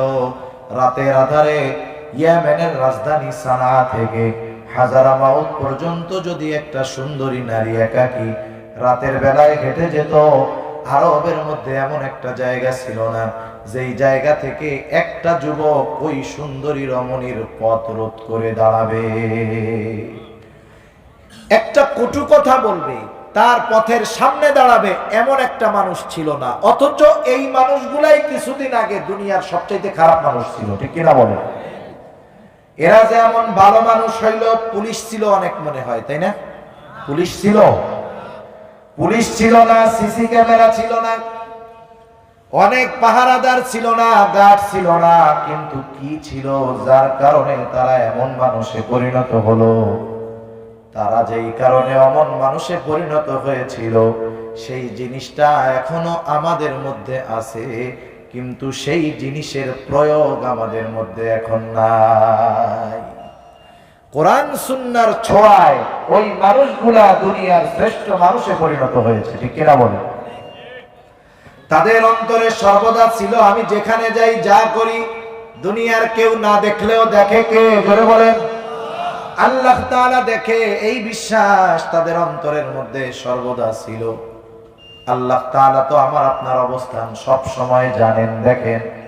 আল্লাহ তাআলা কেমন দেখা দেখে। আল্লাহ তাআলা বলেন, ওয়ালাকাদ খালাকনাল ইনসানা ওয়া না'লামু মা তুওয়াসওয়িসু বিহি নাফসুহু ওয়া নাহনু আকরাবু ইলাইহি মিন হাবলিল ওয়ারিদ। আল্লাহ রাব্বুল আলামিন বলেন, ওয়ালাকাদ খালাকনাল ইনসান, আমি আল্লাহ মানুষকে সৃষ্টি করেছি, ওয়া না'লামু মা তুওয়াসওয়িসু বিহি নাফসুহু, আমি আল্লাহ জানি কোন জিনিস তার অন্তরের মধ্যে ওয়াসওয়াসা দেয়। বলেন তো ওয়াসওয়াসা কি দেখা যায় নাকি? জোরে বলেন, দেখা যায়। কিন্তু আল্লাহ বলেন, ওয়া না'লামু মা তুওয়াসওয়িসু বিহি নাফসুহু, কোন জিনিস তোমাদের অন্তরের মধ্যে ওয়াসওয়াসা দেয় আমি আল্লাহ জানি। আমরা যদি জিজ্ঞাসা করি, আয় আল্লাহ আমাদের অন্তরের ওয়াসওয়াসার খবর আপনি কেমনে জানেন? আল্লাহ তাআলা আমাদের কথার জবাব দিয়ে বলেন, ওয়া নাহনু আকরাবু ইলাইহি মিন হাবলিল ওয়ারিদ। সুবহানাল্লাহ। আল্লাহ তাআলা বলেন, বান্দা আমি আল্লাহ তোমার অন্তরের খবর জানার কারণ হলো আমি আল্লাহ তোমার শাহরগের চাইতে অধিক নিকটে। সুবহানাল্লাহ। তাহলে আমি আমার যত কাছে তার চাইতে বেশি কাছে কে? আরো জোরে বলেন, কে? আমি আমার কত দূর? আমরা দেখি চোখ দিয়া, কি দিয়া দেখেন? বলেন তো, যেই চোখ দিয়া আমরা দেখি এই চোখটাকে জীবনে আমরা দেখছি নাকি? দেখছেন যে জীবনেও দেখি নাই, আয়না ছাড়া এই চোখ আমরা কি দেখতে পারি না। আমি আমার কপালটারে কোনোদিন দেখি নাই, আমি আমার পিঠটারে কোনোদিন দেখি নাই, গর্দানটারে কোনোদিন দেখি নাই, অথচ আমার কত কাছে, তারপরেও আমার থেকে এটা কত দূরে। কিন্তু আল্লাহ বলে, বান্দা আমি আল্লাহ তোমার কত কাছে, তুমি তোমার যত কাছে তার চাইতে আমি আল্লাহ তোমার বেশি কাছে। আমার অন্তরের ওয়াসওয়াসার খবরটাও আল্লাহ তাআলা জানে। আল্লাহ তাআলা এরপরে বলেন, বান্দা শুধু আমি জানি তা না, আল্লাহ রাব্বুল আলামিন এরপরে বলেন, ইয ইয়াতালাক্কাল মুতালাক্কিয়ানি আনিল ইয়ামিনি ওয়া আনিশ শিমালি কাঈদ মা ইয়ালফিযু মিন কওলিন ইল্লা লাদাইহি রাকীবুন আতীদ। আল্লাহ তাআলা আমাদের প্রত্যেকের কাঁধে তিনজন ফেরেশতা মোট রাখছেন। কয়জন ফেরেশতা? দুইজন দুই কাঁধে আছে। এরা আমার গোটা জিন্দেগীর আমলগুলা সম্পর্কে জানে এবং আমলগুলা লেখা রাখে। আল্লাহ বলেন, কিরামান কাতিবিনা ইয়ালামুনা মা তাফআলুন। আল্লাহ রাব্বুল আলামিন বলেন, কিরামান কাতিবিন ইয়ালামুনা মা তাফআলুন। কিরামান কাতিবিন জানে তোমরা কি আমল করো। কিরামান কাতিবিন এটা জানে, শুধু জানে তা নয়, এরা লেখাও রাখে। এরপরে আল্লাহ তাআলা বলেন মা ইয়ালফিযু মিন কওলিন ইল্লা লাদাইহি রাকীবুন আতীদ। আরেকজন ফেরেশতা আছে, এর কাজ কি? এর কাজ হলো আমরা মুখ দিয়ে যে কথাগুলা বাইর করি, কোনো কথা যদি অন্তরে থাকে, খারাপ কথা থাকতে পারে, বিভিন্ন কথা থাকতে পারে, এই কথা যতক্ষণ জবান দিয়ে বের না হয় ওই কথার হিসাব ততক্ষণ আল্লাহর কাছে দেওয়া লাগে না। কিন্তু জবান দিয়ে যখনই কথাটা বের হয় একজন সদা তৎপর ফেরেশতা ওই কথাটারে রেকর্ড করে ফেলে। আল্লাহ তাআলা সেই কথা বলেন মা ইয়ালফিযু মিন কওলিন ইল্লা লাদাইহি রাকীবুন আতীদ। একজন সদা তৎপর ফেরেশতা আছে যে আমরা যা কথা জবান দিয়ে নিক্ষেপ করি সেটারে সে রেকর্ড করে রাখে। তাহলে আল্লাহ তাআলা দেখে, ফেরেশতারা আমাদের আমলের ব্যাপারে জানে, আর একজন ফেরেশতা আমাদের কথাগুলোকে রেকর্ড করে রাখে। বলেন তো দুনিয়ার কোনো মানুষ যদি আমার গুনাহ সম্পর্কে জানে, দুনিয়ার মানুষ যদি আমাকে দেখে, মানুষ দেখবে এই ভয়ে তো অনেক সময় আমরা গুনাহ করি না, ঠিক কিনা বলেন? সাথে বাপ থাকলে কেউ গুনাহ করে? যে ছেলে টিজিং করে বাপ সাথে থাকলে টিজিং করে? মানুষ দেখা ফেলবে, অপরাধ করে না। তাহলে আমরা মানুষের দেখা, বাবার দেখারে ভয় পাই, কিন্তু আল্লাহর দেখারে ভয় পাই না। আমরা যতক্ষণ না আল্লাহর দেখাকে ভয় পাবো ততক্ষণ গুনাহ থেকে বাঁচা কোনোদিন সম্ভব না। সেজন্য আমরা যদি গুনাহ থেকে সবর করতে চাই তথা গুনাহ থেকে যদি বাঁচতে চাই, তাহলে অবশ্যই অবশ্যই আমাদেরকে অন্তরের মধ্যে সর্বদাই চিন্তা রাখতে হবে আমার গুনাহ দেখতেছে কে। আমি যখন কোনো গুনার কাছে যাব, এক নম্বরে চিন্তা করব দেখে আল্লাহ, দুই নম্বরে চিন্তা করব আমার কাজগুলা সম্পর্কে জানতেছে দুই কাঁধের ফেরেশতা। শুধু তাই না, আমার গুনাহগুলোকে তারা লিখতেছে। আমি যখন কোনো খারাপ কথা বলবো, গালি দিব, এর আগে চিন্তা করব আমার কথাগুলোকে ফেরেশতা রেকর্ড করতেছে। শুধু তাই না, কিয়ামতের দিন আমাদের আমলনামা আমাদের প্রত্যেকের হাতে দিয়ে দেওয়া হবে, প্রত্যেকের কাছে তার আমলনামা পৌঁছা যাবে। কিরামান কাতিবিন যেগুলা লিখতেছে ওগুলাই আমলনামা আকারে আমাদের হাতে পৌঁছা যাবে। কারো ডান হাতে আমলনামা যাবে, কারো বাম হাত বুকের মধ্য দিয়ে চিরে পেছন দিকে হাত নিয়ে বাম হাতে আমলনামা দেওয়া হবে। আমলনামা হাতে দেওয়ার পর আল্লাহ তাআলার পক্ষ থেকে ঘোষণা আসবে, ইকরা কিতাবাকা কাফা বিনাফসিকাল ইয়াওমা আলাইকা হাসিবা। বলা হবে পড়ো তুমি তোমার আমলনামা, তোমার কিতাব তুমি পড়ো। কাফা বিনাফসিকাল ইয়াওমা আলাইকা হাসিবা, আজকের দিনে তোমার হিসাব নেওয়ার জন্য তুমি নিজেই যথেষ্ট। সুবহানাল্লাহ। পাপীদের আমলনামা বাম হাতে যাবে, একটা নেক একটা পাপ আমলনামা থেকে বাদ যাবে না। তারা আমলনামা দেখা হতভম্ব হয়ে যাবে, বলবে মালি হাদাল কিতাব লা ইউগাদিরু সগীরাতান ওয়ালা কাবীরাতান ইল্লা আহসাহা। বলবে হায় এটা কেমন কিতাব রে, একটা ছোট বড় গুনাহ বাদ যায় নাই, সব এর মধ্যে অন্তর্ভুক্ত আছে। কিছু মানুষ তার আমলনামার ওই গুনাহগুলোর অস্বীকার করবে। ওরা বলবে আল্লাহ আমি এই পাপগুলা যে করেছি আমি ততক্ষণ পর্যন্ত বিশ্বাস করব না যতক্ষণ না আমি যাদের দিয়ে পাপ করেছি তারা আমার এই পাপের ব্যাপারে সাক্ষী দেয়। মানুষ পাপ করে হাত দিয়ে, কি দিয়ে? কথা বলেন, কি দিয়া? মানুষ পাপ করে হাত দিয়ে, পাপ করে পা দিয়ে, পাপ করে চোখ দিয়ে, পাপ করে কান দিয়ে, পাপ করে জবান দিয়ে। ও আল্লাহর কাছে বলবে আল্লাহ হাত দিয়ে যেই পাপগুলা করেছি, হাত জানি আমার পাপের ব্যাপারে সাক্ষী দেয়, চোখ যেন আমার পাপের ব্যাপারে সাক্ষী দেয়, কান যেন আমার পাপের ব্যাপারে সাক্ষী দেয়। আল্লাহ যতক্ষণ না আমার অঙ্গ প্রত্যঙ্গ গুলা আমার পাপের ব্যাপারে সাক্ষী না দিবে ততক্ষণ আমলনামা আমি মানি না।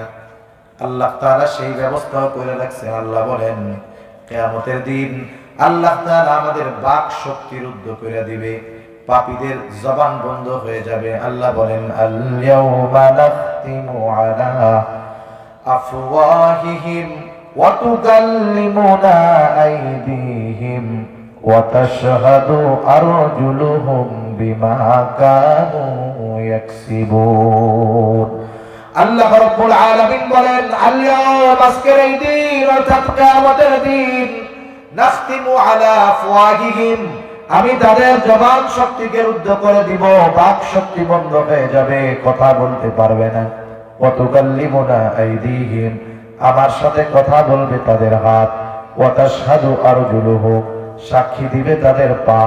বিমা কানু ইয়াকসিবুন, হাত এবং পা দ্বারা তারা কি উপার্জন করেছে। হাত পা সেদিন কথা বলবে, শুধু হাত পা কথা বলবে তা নয়। আল্লাহ তাআলা বলেন, শাহিদা আলাইহিম সামাউহুম ওয়া আবসারুহুম ওয়া জুলুদুহুম বিমা কানু ইয়ামালুন, তারা তাদের বিরুদ্ধে সাক্ষী দিবে তাদের কান, সাক্ষী দিবে তাদের চোখ, সাক্ষী দিবে তাদের চামড়া। বলেন তো, দুনিয়ার মধ্যে আমাদের হাত পা চোখ কান চামড়া এগুলা কি কথা বলে নাকি? কথা বলে? গুনাহ করার সময় মানা করে যে না গুনাহ টোনা আর করিস না, বলে? বলে না। কিন্তু কিয়ামতের দিন এরা কথা বলবে। এরা যখন কথা বলবে, পাপীরা হতভম্ব হয়ে যাবে। এবার তারা বলবে, ও চামড়া, লিমা শাহিদতুম আলাইনা, কেন আমাদের বিরুদ্ধে তোমরা সাক্ষী দাও? আজকে তো তোমাদের কথা বলার পাওয়ার কে দিল? ওই দিন আল্লাহ তাআলা তাদেরকে জবাব দেওয়ার ক্ষমতা দিয়ে দিবে। তারা বলবে, ক্বালু আনতাকানাল্লাহুল্লাযী আনতাকা কুল্লা শাই, ওরা সেই দিন বলবে, আজকে আমাদেরকে কথা বলার ক্ষমতা দিয়েছেন ওই আল্লাহ, যেই আল্লাহ সবাইকে কথা বলার ক্ষমতা দিয়েছে। সুবহানাল্লাহ। চিন্তা করে দেখেন, তাহলে গুনাহ করার সময় যদি এই চিন্তা হয় যে আমার হাত আমার গুনার বিপক্ষে সাক্ষী, আমার গুনার ব্যাপারে সাক্ষী দিবে আল্লাহর কাছে, আমার চোখ আমার গুনার ব্যাপারে আল্লাহর কাছে সাক্ষী দিবে, আমার কান আমার গুনার ব্যাপারে আল্লাহর কাছে সাক্ষী দিবে, প্রত্যেকটা গুনাহ আসার সময় এই চিন্তা যদি আমি সামনে আনি, একটা সময় হবে কি, আমি যখন গুনাহ করব সাথে সাথে আমার চিন্তা হবে যে আমার সাথে এই গোয়েন্দাগুলো আছে, গুনাহ করা যাবে না। সাহাবায়ে কেরাম এই চিন্তা পরিপূর্ণ অন্তরের মধ্যে আনতে পারছেন, যার কারণে তাদের চরিত্র রাতের আধারে যেমন দিনের আলোতেও তেমন, গুনাহ থেকে তারা পরিপূর্ণ সবর করেছে। আমরাও যদি গুনাহ থেকে সবর করতে চাই, গুনাহ থেকে বাঁচতে চাই, এই বিষয়গুলা যদি ঠিক থাকে, তাহলে সবরের দ্বিতীয় প্রকার সবরুন আনিল মাআসি, গুনাহ থেকে বাঁচার মধ্যে সবর অর্জন হয়ে যাবে। 3 নাম্বার সবরের প্রকার হলো সবরুন আনিল মাসায়েব। সবরুন আলাল মাসায়েব, বিপদ আপদ মুসিবতের মধ্যে সবর। দুনিয়ার মধ্যে বিপদ আপদ নাই এমন লোকের সংখ্যা খুঁজে পাওয়া যাবে না। দুনিয়াতে প্রত্যেকের ছোট বড় বিপদ আছে না নাই? এমন লোক আছে নাকি যার কোনো বিপদই নাই? আছে কেউ এরকম? কেউ নাই। সবারই কম বেশি জীবনে বিপদ আপদ আছে, বিপদ আপদ থাকবে, স্বাভাবিক ব্যাপার। এখন এই বিপদ আপদের মধ্যেও তো সবর করতে হবে, কারণ বিপদ আপদ এটা আল্লাহ তাআলার পক্ষ থেকে পরীক্ষা। আল্লাহর পক্ষ থেকে কি পরীক্ষা? আল্লাহ তাআলা কোরআনুল কারীমের মধ্যে বলেন, ওয়ালা নাবলুওয়ান্নাকুম বিশাইইম মিনাল খাউফি ওয়াল জু'i ওয়া নাকসিম মিনাল আমওয়ালি ওয়াল আনফুসি ওয়াস সামারাত। আল্লাহ রাব্বুল আলামিন বলেন, ওয়ালা নাবলুওয়ান্নাকুম, আমি অবশ্যই অবশ্যই তোমাদের পরীক্ষা নিব, কারণ দুনিয়াটা হলো পরীক্ষার জায়গা। আল্লাহ তাআলা বলেন, বান্দা অবশ্যই অবশ্যই আমি আল্লাহ তোমাদের পরীক্ষা নিব, কিন্তু কোন কোন বিষয়ের পরীক্ষা নিব আল্লাহ জানায় দেন। আল্লাহ তাআলা বলেন, পরীক্ষা হবে বিশাইইম মিনাল খাউফ, আল্লাহ তাআলা মুমিনের ঈমানের পরীক্ষা নেবেন ভয়ের মাধ্যমে। ওয়াল জু', ক্ষুধা তথা অভাবের মাধ্যমে আল্লাহ তাআলা পরীক্ষা নেবেন। ওয়া নাকসিম মিনাল আমওয়াল, আল্লাহ তাআলা বলেন, বান্দা মালের লসের মাধ্যমে আমি আল্লাহ তোমার পরীক্ষা নিব। ওয়াল আনফুস, জানের ক্ষতির মাধ্যমে আমি আল্লাহ তোমার পরীক্ষা নিব। ওয়াস সামারাত, ফসলের ক্ষতির মাধ্যমে আমি আল্লাহ তোমার পরীক্ষা নিব। এখন এই বিপদ আপদ মুসিবত দিবেন আল্লাহ। আবার আল্লাহ তাআলা বান্দার প্রতি কত দয়া করেছে, কত মায়া করেছে। আল্লাহ তাআলা বলে, বান্দা বিপদ আপদ মুসিবতে যখন পড়বা, সাহায্যের দরকার, সাবধান, বিপদ আপদ মুসিবত তো আমি আল্লাহই দেই। বিপদ আপদ মুসিবত যখন আসবে আমি আল্লাহকে বাদ দিয়ে তোমরা কিন্তু অন্য কারো কাছে সাহায্যের জন্য যাবা না। কত মেহেরবান আল্লাহ। বলছে বিপদ দিব, আবার এই বিপদ থেকে আমি আল্লাহ উদ্ধার করবো। সুবহানাল্লাহ। তার মানে আল্লাহ পরীক্ষা করতে চান যে বিপদ আপদ মুসিবতে আমরা আল্লাহ তাআলার দরবার ছেড়ে অন্য কোন দরবারের দিকে যাই কিনা। এজন্য আল্লাহ তাআলা দুই আয়াত আগে আমাদেরকে বলে দিবেন, ইয়া আইয়ুহাল্লাযীনা আমানুস্তাঈনু, হে ঈমানদাররা ইস্তাঈনু, তোমরা সাহায্য চাও। সাহায্য তো তখন প্রয়োজন মানুষ যখন বিপদে পড়ে, ঠিক কিনা বলে। এখন আমরা সাহায্য আল্লাহর কাছে কেমনে চাইবো? দুনিয়ার নেতা এমপি মন্ত্রীর কাছে সাহায্য চাইতে কত সিস্টেম অবলম্বন করতে হয়, কিন্তু আল্লাহ তাআলা বলেন, বান্দা আমি আল্লাহর কাছে সাহায্য চাওয়ার জন্য এত পদ্ধতির কোনো দরকার নাই। কি করবা? বিসসবরি ওয়াসসালাত, আমি আল্লাহর কাছে তোমরা সবর এবং সালাতের মাধ্যমে সাহায্য চাও। আমরা সবর বলতে যা বুঝি, অনেকে বোঝে যে বিপদ আপদ হয়েছে, ঠ্যাং কেটে গেছে আর ডাক্তারের কাছে যাব না, এটা বিষয় না। বিষয় হলো আমার অর্থনৈতিক সমস্যা, আমার টাকার প্রয়োজন, আমি টাকার অভাবে পড়ছি। কেউ টাকার জন্য চায় আর এক বন্ধুর কাছে গিয়ে কর্জে হাসানা চায়, ঠিক না? আর একজন কি করে? কারো কাছে কর্জে হাসানা চায় না, ও গিয়া এনজিওর কাছে গিয়া সুদের টাকা উঠায়, আছে না নাই?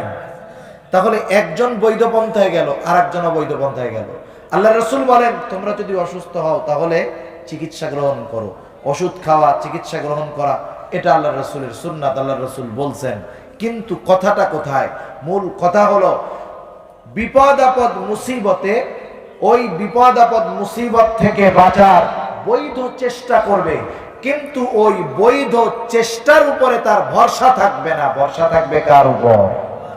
জ্বর হইছে, ওষুধ খাবে, জ্বরের ওষুধ হলো নাপা, কিন্তু ইয়াকিন হবে না এটা যে নাপা খাইলে জ্বর ভালো হয়ে যাবে, বরং নাপা খাইলে আল্লাহ জ্বর ভালো করলে ভালো হবে, ঠিক কিনা বলে?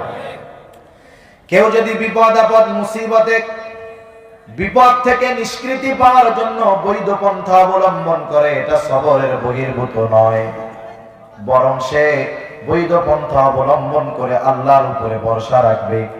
যেমন একটা যুবক, সে রাত ৩টার সময় এক হসপিটালের নামাজের জায়গায় নামাজ পড়তেছে। দীর্ঘ সময় নফল নামাজ পড়ার পর লম্বা মোনাজাতের মধ্যে রোনাজারি কান্নাকাটি করলো। পাশে একজন মুরব্বী এতক্ষণ দেখা যুবকের এই অবস্থা দেখতেছে আর মনে মনে চিন্তা করে, এখনের যুবকদের কি অবস্থা। আর এই যুবক রাতের আধারে তাহাজ্জুদের নামাজ পড়ে আল্লাহর কাছে কান্নাকাটি করে। এইবার চাচা আগ্রহী হয়ে আগায়া গিয়া যুবকটারে জিজ্ঞাসা করে, বাবারে তুমি এত লম্বা সময় নামাজ পড়লা, দোয়া করলা, কান্নাকাটি করলা, কারণটা কি? যুবকটা বলে, চাচা আমার মা অপারেশন থিয়েটারের মধ্যে আছে, আমার মার অপারেশন চলতেছে। চাচা গো, আমি আল্লাহর কাছে দোয়া করেছি যাতে করে আল্লাহ তাআলা আমার মার অপারেশনটাকে সাকসেস করে দেয়। আপনিও একটু আল্লাহর কাছে দোয়া করেন যাতে করে আল্লাহ তাআলা আমার আম্মার অপারেশনটাকে সাকসেসফুল করে দেয়। আচ্ছা, অপারেশন করে কে? আল্লাহ না ডাক্তার? জোরে বলেন, কে করে? ডাক্তার অপারেশন করে। কিন্তু ও কি কইছে? আল্লাহর কাছে বলতেছে, আল্লাহ আপনি অপারেশন সাকসেসফুল করে দেন। তার মানে চিকিৎসা করে ওষুধ, কিন্তু সাকসেসফুল করে কে? অপারেশন করে ডাক্তার, সাকসেসফুল করে কে? এজন্য বৈধ পন্থা অবলম্বন করতে হবে, কিন্তু সাকসেসফুল পন্থা পদ্ধতি করতে পারবে না। পারবে কে? আল্লাহ। এই দুইটা জিনিস যখন ঠিক থাকবে বিপদ আপদ মুসিবতে, তখন আল্লাহ তাআলার সাহায্য আসবে। সেজন্য আল্লাহ তাআলা বলেন, বান্দা তুমি আমি আল্লাহর কাছে সবর এবং সালাতের মাধ্যমে সাহায্য চাও। বিপদে অবিচল থাকো, অবৈধ পন্থা অবলম্বন করো না, আর নামাজের মধ্যে দাঁড়ায় যাও। নবীজি আমাদেরকে শিখায় দিয়ে গেছেন সালাতুল হাজাত। দুনিয়ার মানুষের ছোট বড় যা প্রয়োজন লাগুক না কেন, আল্লাহ তাআলার কাছে এই নামাজের মাধ্যমে সাহায্য চাইতে হবে। যেই মুমিন আল্লাহর কাছে সবর এবং সালাতের মাধ্যমে সাহায্য চায়, আল্লাহ তাআলা সেই সাধারণ মুমিনকে আর সাধারণ মুমিন রাখেন না, আল্লাহ রব্বুল আলামিন ওই মুমিনের উপাধি সবের মুমিন দিয়ে দেয়। তখন এই মুমিনের উপাধি হয় সবের মুমিন। যেমন প্রত্যেকটা মানুষের মা বাবার রেখে দেওয়া একটা নাম আছে, মোহাব্বত করে ভালোবেসেই তো মা বাবা ওই নামটা রাখে, ঠিক কিনা? মনে করেন ওই লোকটা এখন এক সময় বড় কলেজের প্রফেসর হয়েছে, অথবা এলাকার চেয়ারম্যান হয়েছে, অথবা এমপি হয়েছে, তার তো একটা নাম আছে, নাম আছে না? রাখছে মা বাবা মোহাব্বত করে ভালোবাসা নামটা রাখছে। আপনি যদি সে এমপি হওয়ার পরে, বড় কলেজের প্রফেসর হওয়ার পরে, প্রিন্সিপাল হওয়ার পরে, মন্ত্রী হওয়ার পরে আপনি যদি তার নাম ধরে ডাক দেন, ও আব্দুর রহিম, সে তো এখন মন্ত্রী, নাম ধরে ডাকলে তার প্রেস্টিজে লাগবে কি লাগবে না? লাগবে না? বলবে এই মেয়ে নাম ধরে ডাকো কে? কিন্তু সে এমপি বা মন্ত্রী বা চেয়ারম্যান, আপনি যদি ডাক দেন ও চেয়ারম্যান সাহেব, বলেন তো খুশি হবে না বেজার হবে? খুশি হবে, হাসি দিয়া মুখ ফিরে বলবো চাচা বলেন কি বলতে চান। তাহলে দেখেন দুনিয়ার মানুষ মূল নাম বাদ দিয়া উপাধি ধরে ডাকলে মানুষে খুশি হয়, আল্লাহ জানে। এজন্য আল্লাহ বলে মুমিন তুমি যদি এই দুই গুণে গুণান্বিত হও, আল্লাহ তাআলা এরপরেই বলতেছেন ইন্নাল্লাহা মা'আস সাবিরিন। আল্লাহ এমনটা বলেন নাই ইন্নাল্লাহা মা'আল মুমিনিন, আল্লাহ বলেন নাই নিশ্চয়ই মুমিনদের সাথে আল্লাহ আছে, এমন বলেন নাই। বরং আল্লাহ বলেন ইন্নাল্লাহা মা'আস সাবিরিন, নিশ্চয় আল্লাহ ধৈর্য ধারণকারীদের সাথে আছে। তার মানে যেই মুমিন এই দুই গুণের মাধ্যমে, দুই কাজের মাধ্যমে আল্লাহর কাছে বিপদ আপদ মুসিবতে সাহায্য চায়, সেই মুমিন আর জেনারেল মুমিন, সাধারণ মুমিন থাকে না, ওই মুমিন সবের মুমিন হয়ে যায়। আর সবের মুমিনের পুরস্কার কি? সবের মুমিন তো পরীক্ষায় পাশ করছে, ইমানের পরীক্ষা, ভয়ের মাধ্যমে পরীক্ষা নিয়েছে, আল্লাহ পাশ করছে। মালের ক্ষতির মাধ্যমে, জানের ক্ষতির মাধ্যমে, অভাবের মাধ্যমে, ফসলের ক্ষতির মাধ্যমে পরীক্ষা নিল, পাশ করলো। আল্লাহ তাআলা এবার বলেন ওই সবের মুমিনকে হাবিব আপনি সুসংবাদ জানায় দেন, ওয়াবাশশিরিস সাবিরিন, আপনি ধৈর্যশীল মুমিনকে সুসংবাদ জানায় দেন, অর্থাৎ ধৈর্যশীল মুমিনকে আপনি জান্নাতের সুসংবাদ জানায় দেন। সুবহানাল্লাহ। সবের মুমিনের জন্য জান্নাতের সুসংবাদ। কিসের সুসংবাদ? জান্নাতের সুসংবাদ। প্রত্যেকটা জিনিসের প্রাথমিক কিছু আলামত আছে, আর অল্প সময়। প্রত্যেকটা জিনিসের প্রাথমিক কিছু কি আছে? আলামত আছে, বোঝা যায়। যেমন রাস্তায় যে বৃষ্টির সময় মাঝে মধ্যে আছাড় খায় না মানুষ, পড়ে যায়, পড়ে যে একজনে বলে ওরে মা, একজনে কয় ওরে বাবা, একজনে কয় গিসি রে, আর একজনে কয় ইয়া গাউসে বাপ, আর একজনে কয় ইয়া বলে, কি বলে না? আর একজনে বলে ও আল্লাহ। সবাই কি ও আল্লাহ কয় নাকি? সবাই আল্লাহরে ডাকে? মনে রাখবেন বিপদের সময় জবান দিয়ে যেটা বাইর হয়, ওর অন্তরে আর জবানে সবচাইতে নিকটবর্তী ওই জিনিসটাই থাকে। সবের মুমিনের আলামত কি? জান্নাতের সুসংবাদ কোন মুমিনের জন্য? আল্লাহ তাআলা বলেন আল্লাযীনা ইযা আসাবাতহুম মুসিবা ক্বালু ইন্না লিল্লাহি ওয়া ইন্না ইলাইহি রাজিউন। আল্লাহ রাব্বুল আলামিন বলেন হাবিব বাশশিরিস সাবিরিন আল্লাযীনা ইযা আসাবাতহুম মুসিবা, আপনি ওই সমস্ত সবের মুমিনদেরকে সুসংবাদ দেন, জান্নাতের সুসংবাদ দেন। তারা কারা? তারা হলো আল্লাযীনা ইযা আসাবাতহুম মুসিবা, যখন তাদের কাছে কোনো বিপদ আপদ মুসিবত উপস্থিত হয়, তারা যখন কোনো বিপদ আপদ মুসিবতের মধ্যে পতিত হয়, তারা বলে ইন্না লিল্লাহি ওয়া ইন্না ইলাইহি রাজিউন। প্রত্যেকটা বিপদ আপদ মুসিবতে মুমিন এই দোয়া পড়বে। এই দোয়া পড়ে শিখায় দিছে কে? আল্লাহ।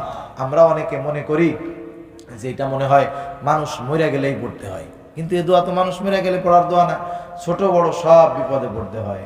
আপনি আপনার বিপদ ছোট, টাকা পান না ইন্না লিল্লাহ, চশমা পান না ইন্না লিল্লাহ, আপনার জামা পান না ইন্না লিল্লাহ, কাটার খোসা লাগছে ইন্না লিল্লাহ। দেখবেন মুমিন যারা ছোট্ট দুঃসংবাদ শুনলেও তারা এইটা পড়ে। এক মুরব্বী মসজিদ থেকে বাইর হয়েছে, বাইরে দেখে জুতা নাই, জোরে কয় ইন্না লিল্লাহ। পাশের থেকে আরেকজন এসে কানে কানে কয় কাকা মরলো কে? কই কেউ মরে না, আবার জুতা পাই না। কাকা জুতা না পাইলে এই দোয়া পড়তে হয়? হ্যাঁ, সব বিপদ আপদ মুসিবতে এই দোয়াই তো পড়ে। আমি তো ভাবছি শুধু মানুষ মারা গেলে এটা পড়ে। এই দোয়ারে বানায় ফেলছে মানুষ মারা যাওয়ার দোয়া। না, সব বিপদ আপদে এটা পড়তে হবে, শিখাই দিছে কে? আল্লাহ। সহিহ মুসলিমের একটা হাদিস, আল্লাহর নবী বলেন, কোন মুসলমান যখন বিপদ আপদ মুসিবতে পতিত হবে, সে পড়বে ইন্না লিল্লাহি ওয়া ইন্না ইলাইহি রাজিউন। নিশ্চয়ই আমরা আল্লাহর জন্য, আমরা আবার আল্লাহর কাছে ফিরে যাব। সাথে সাথে বাড়ায়া পড়বে আল্লাহুম্মা আজুরনি ফি মুসিবাতি ওয়া আখলিফনি খায়রাম মিনহা। আল্লাহর নবী শিখায়া দিলেন, বিপদ আপদ মুসিবতে পড়লে ইন্না লিল্লাহি ওয়া ইন্না ইলাইহি রাজিউন, এটা পড়ার পরে পড়বে আল্লাহুম্মা আজুরনি ফি মুসিবাতি। আল্লাহর কাছে বলবে, আল্লাহ আমি যেই বিপদে পড়েছি, আপনি এই বিপদের উজরা প্রতিদান আমাকে দান করেন। শুধু দান করবেন তা নয়, ওয়া আখলিফলি খায়রাম মিনহা, এই বিপদের মাধ্যমে আমি যা হারিয়েছি তার চাইতে উত্তম বস্তু আপনি আমাকে দান করবেন। আল্লাহ নবী শিখায়া দিয়েছে, যদি কেউ এই আমল করে তাহলে বিপদের মাধ্যমে সে যা হারাইছে তার চাইতে উত্তমটা তাকে আল্লাহ দিবে। সুবহানাল্লাহ। এখন আমরা তো দোয়া করি, আল্লাহর নবীর শিখায় দেওয়া অনেক দোয়া উলামায়ে কেরাম আমাদের শিখান, ওয়াজ মাহফিল থেকে শিখি, মসজিদের ইমাম সাহেব শিখান, কিন্তু এত দোয়া করি, অনেকের অভিযোগ যে আমাদের দোয়া কবুল হয় না। অনেকের অভিযোগ আছে না নাই? মনে রাখতে হবে, দোয়া কবুল হওয়ার কিছু শর্ত আছে। এই শর্তগুলো যদি ঠিক থাকে তাহলে তার দোয়া অবশ্যই আল্লাহ কবুল করে। কিন্তু তার দোয়ার অবস্থা হয় তিনটা। কয়টা? তিনটা অবস্থা হয়। এক নম্বরে দোয়া করার সাথে সাথে আল্লাহ তাআলা যা চাইছে সেটা দিয়ে দেয়। দুই নাম্বার, দোয়ার প্রতিদানটা আল্লাহ তাআলা বিলম্বে দেয়। তিন নাম্বার, দুনিয়ায়ও দেয় না, বিলম্বেও দেয় না, তাড়াতাড়িও দেয় না। ওই দোয়াটাকে জমায় রাখা কিয়ামতের ময়দানে আল্লাহ তাআলা তাকে দেয়। যেমন মাঝে মধ্যে আমরা গভীর রাত বিপদে পড়েছি, একটা জায়গায় যাওয়ার দরকার, মনে করেন রাত যদি 3টা 4টা হয়, স্বাভাবিক আপনাদের এই রোডে কোনো গাড়ি পাওয়া যাবে না। রাত 3টার সময় আপনার কাছে ফোন আসলো যে তোমার বাবা হসপিটালে, তার অবস্থা কিন্তু অনেক খারাপ।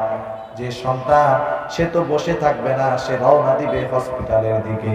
কিন্তু রাত 3টায় ঘর থেকে বের হইতেছে আর বলতেছে, আল্লাহ রাত বাজে 3টা, এখন তো রাস্তায় কোনো গাড়ি পাওয়া যাবে না, কেমন করে আমি ওইদিকে যাব? আয় আল্লাহ, আপনি একটা ব্যবস্থা করে দেন, ব্যবস্থা করে দেন। এই দোয়া করতে করতে রাস্তার সামনে গেল, যাওয়ার পরে দেখে সিএনজি একটা দাঁড়ায় আছে। জিজ্ঞেস করে কোথায় যাবেন? বলেন ময়মনসিংহ। সিএনজি আলাও বলে আমি যাব ময়মনসিংহ। খেয়াল করে দেখবেন, আমার আপনার জীবনে এইরকম ছোট বড় একটা নয়, অনেক ঘটনা আছে যে আমি আপনি দোয়া করেছি, সাথে সাথে আমার আপনার দোয়াটা আল্লাহ কবুল করেছে। এখন থেকে খেয়াল করে দেখবেন, আল্লাহর কাছে বলি, আল্লাহ, অনেকে দোকানদার টাকা পায়, যেই দোকানদার ওইদিকে আসে, আল্লাহ যেন দোকানদার না দেখে, আল্লাহ না দেখে, আল্লাহ আল্লাহ আল্লাহ আল্লাহ না দেখে। বাইসে গেছে, ওর তো বাঁচে নেই, বাঁচাইছে কে?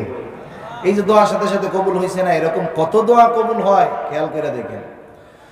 আবার কিছু দোয়া বিলম্বে আল্লাহ প্রদান করেন। যেমন একটা লোক 2000 সাল থেকে দোয়া করতেছে, আল্লাহ আমি একটু আপনার ঘরটা জিয়ারত করতে চাই। দোয়া করছে 2000 সাল থেকে, কিন্তু হজে গেছে 2015 সালে। আছে না নাই? তাহলে দেখেন দোয়া কবুল হয়েছে, কিন্তু আল্লাহ দোয়ার প্রতিদান আল্লাহ তাআলা দিয়েছেন বিলম্বে। এ হলো দোয়ার দ্বিতীয় অবস্থা। দোয়ার তৃতীয় অবস্থা হলো আল্লাহ তাআলা দোয়া কবুল করেন, কিন্তু যেটা চাইছে সেটা দুনিয়াতেও দেন না, বিলম্বেও দেন না, ত্বরান্বিত করেও দেন না, বরং ওইটাকে জমা করে রেখে কিয়ামতের ময়দানে আল্লাহ তাআলা এই দোয়ার প্রতিদান দিয়ে দেয়। যেমন মনে করেন আপনি আপনার কাজের লোক, তারে বাজারে পাঠাইছেন যে যা বাজার করে নিয়ে আসবি, যা বাজার করবি সবগুলো আবার লিখবি। ও লেখছে ফর্দের ভিতরে, লিস্টের ভিতরে লেখছে আলু 1 কেজি এত টাকা, বেগুন এত টাকা, চাল এত টাকা, ডাল এত টাকা। এক পাশে মালের নাম, এক পাশে মালের দাম। নিচে আইসা এক জায়গায় 200 টাকা লেখা, কিন্তু বাম পাশে কোনো মাল জিনিসের নাম উল্লেখ নেই, আপনি ওরে কি ধরবেন না? যাই আলুর দাম পাইলাম, পটলের দাম পাইলাম, বেগুনের দাম পাইলাম, বুঝলাম আরো 200 টাকা বেটা আলাদা লেখছস, এটা কি কিনছিস? জিজ্ঞাসা করবেন কি করবেন না? আমলনামার মধ্যে এরকম থাকবে, এই কাজের কারণে এই সওয়াব, এই কাজের কারণে এই গুনাহ। প্রত্যেকেই দেখতে পাবে সারা জিন্দেগির নামাজের সওয়াব এতগুলা, রোজার সওয়াব এত, সাদাকার সওয়াব এত, উত্তম কথার সওয়াব এত, কিন্তু বিশাল একটা সওয়াবের অংশ যার বিপরীতে কোনো আমল লেখা নাই। তো এবার আল্লাহর কাছে বলবে, আল্লাহ এই যে এত বিশাল পরিমাণ আমল সওয়াব, এটা কিসের বিনিময়ে পাইলাম? আল্লাহ তাআলা বলবে, বান্দা তুমি আমার কাছে দুনিয়ার মধ্যে দোয়া করতা, তুমি বলতা আল্লাহ আমারে চেয়ারম্যান বানায় দাও, আল্লাহ আমারে সম্পদ দাও, টাকা দাও, এইটা দাও, সেইটা দাও। ও বান্দা, আমি আল্লাহ তোমার দোয়া কবুল করেছি, তুমি মনে করেছো আমি তোমার দোয়া কবুল করি নাই, কিন্তু তোমার চাওয়া বস্তুগুলো আমি যদি দুনিয়াতে দিতাম সেটা তোমার জন্য কল্যাণকর হতো। এই জন্য আমি তোমাকে দুনিয়াতে ওইগুলা না দিয়া ওইগুলার বিনিময়ে তোমার আমল নামায় সওয়াবগুলাকে যোগ করে দিছি। তখন ওই লোকটা বলবে, আল্লাহ আপনি দুনিয়াতে আমার যেই দোয়াগুলা কবুল করেছিলেন ওইগুলা কবুল না করে যদি কিয়ামতের ময়দানে দিতেন সেটাই তো ভালো আরো হতো। কারণ আমার আগে হযরত বলছেন যে এক একটা নেকির কত দাম, নেকি যার বেশি সে হলো বেশি ধনী। সেজন্য দুনিয়াতে আমরা যখন দোয়া করি, দোয়ার শর্তগুলো যদি ঠিক থাকে, প্রত্যেকটা দোয়া আল্লাহ কবুল করে, কিন্তু নগদে দেন, নাইলে বিলম্বে দেন, নাইলে আল্লাহ কিয়ামতে দিবেন। সেজন্য দোয়া করার ব্যাপারে আমরা কার্পণ্যতা করব না। আর বিপদ আপদ মুসিবতের খবর যখন আসবে আমরা আগে পড়বো ইন্না লিল্লাহি ওয়া ইন্না ইলাইহি রাজিউন। ব্যবসায় লসের খবর আসছে, দোকান পুড়ে গেছে, গাড়ি অ্যাক্সিডেন্ট হয়েছে, নৌকার মধ্যে মাল জিনিস পুড়ে গেছে, আমরা সাথে সাথে বলবো আল্লাহুম্মা আজুরনি ফি মুসিবাতি ওয়া আখলিফ লি খায়রাম মিনহা। এই দোয়া পড়বো ইখলাসের সাথে, ইয়াকিনের সাথে পড়বো, ইনশাআল্লাহ যা হারাইছে তার চাইতে ভালোটা দিবে কে? আল্লাহ। এবার আসেন সওয়াবের মুমিন যারা, এদের ব্যাপারে আল্লাহ তাআলা বিশেষ একটা খবর আমাদেরকে জানায় দিলেন। আমরা প্রতিদিন প্রতি রাকাত নামাজে ইমামের পেছনে যখন নামাজ পড়ি, ইমামের কেরাত, মুসল্লির জন্য কেরাত একা একা যখন পড়ি, প্রত্যেক নামাজের মধ্যে আমরা আল্লাহ তাআলার কাছে বলি ইহদিনাস সিরাতাল মুস্তাকিম। এটা একটা দোয়া, এটা হলো সর্বশ্রেষ্ঠ দোয়া। আল্লাহ তাআলার কাছে সিরাতে মুস্তাকিমে চলার জন্য আল্লাহর সাহায্য চাই। আল্লাহ আমাদেরকে সিরাতে মুস্তাকিম দেখায়া দেন, এ পথে পরিচালিত করেন। আর এই পথটা হলো সৎ পথ। সিরাতে মুস্তাকিম হলো কি পথ? সৎ পথ, আল্লাহর পথ, আল্লাহর পছন্দের পথ। মনে করেন একটা রাস্তা আছে, একজনের প্রাইভেট রাস্তা, এটা তার ব্যক্তিগত মালিকানার রাস্তা। ওই লোকটা যদি চায় এই রাস্তা কাউকে ব্যবহার করতে দিতেও পারে, নাও পারে। ওই রাস্তা ব্যবহার করতে পারবে কে? যার প্রতি ওই লোকটার অনুগ্রহ আছে আর দয়া আছে। অনুরূপ ভাবে আল্লাহ তাআলা যার প্রতি অনুগ্রহ করেন আর দয়া করেন, ওই লোকটাই সৎ পথের পথিক হতে পারে। আর আল্লাহ তাআলা সওয়াবের মুমিনের ব্যাপারে বলেন উলাইকা আলাইহিম সালাওয়াতুম মির রাব্বিহিম ওয়া রাহমা। আল্লাহ তাআলা বলেন সওয়াবের মুমিন যারা, আল্লাহ তাআলার পক্ষ থেকে, তাদের রবের পক্ষ থেকে তাদের প্রতি রয়েছে তাদের রবের বিশেষ অনুগ্রহ আর দয়া। আর এই অনুগ্রহ আর দয়ার কারণে উলাইকা হুমুল মুহতাদুন, ওই মানুষগুলাই হলো সৎপথ প্রাপ্ত মানুষ। তাহলে সফল মুমিন হওয়ার এক নম্বর গুণ হলো সবর করা। কি করা? জোরে বলেন। সবর। কি করা? সবর করা। সবর কোথায় করব? সবর করব ইবাদতের মধ্যে, সবর করব গুনার থেকে বাঁচার মধ্যে, সবর করব বিপদ আপদ মুসিবতের মধ্যে। এখন সবর কত সময় করব, কতক্ষণ করব? আল্লাহ তাআলা বলেন বান্দা সবর একদিন, দুই দিন, 1 ঘন্টা, 2 ঘন্টা করলে হবে না, বরং সবরের উপরে অটল থাকতে হবে। এজন্য দ্বিতীয় গুণ হিসাবে আল্লাহ তাআলা বলেন ওয়াসাবিরু, সবরের উপরে অটল থাকো। তৃতীয় গুণ আল্লাহ তাআলা বলেন ওয়ারাবিতু, সর্বদা জিহাদের জন্য প্রস্তুত থাকো। চতুর্থ গুণ আল্লাহ তাআলা বলেন ওয়াত্তাকুল্লাহ, ও মুমিন, এই 4টা গুণ তুমি অর্জন করো, তাহলে কি হবে? আল্লাহ বলেন লাআল্লাকুম তুফলিহুন, যাতে তুমি সফল কাম হতে পারো। মুফাসসিরিনে কেরাম বলেন লাআল্লাহ যদি কালামে হাকিমের মধ্যে আসে তাহলে নিশ্চয়তার অর্থ দেয়। তার মানে অর্থ হলো আল্লাহ তাআলা বলেন যেই মুমিন এই 4টি গুণে গুণান্বিত হবে নিশ্চয়ই সেই মুমিন সফল মুমিন তথা জান্নাতি মুমিন হয়ে যাবে। এই 4টা গুণ আল্লাহ তাআলা আমাদের সবাইকে এই 4 গুণে গুণান্বিত হওয়ার তৌফিক দান করুক। সবাই বলি আমিন। ওয়া আখিরু দাওয়ানা আলহামদুলিল্লাহি রাব্বিল আলামিন। আসসালামু আলাইকুম ওয়া রাহমাতুল্লাহি ওয়া বারাকাতুহু।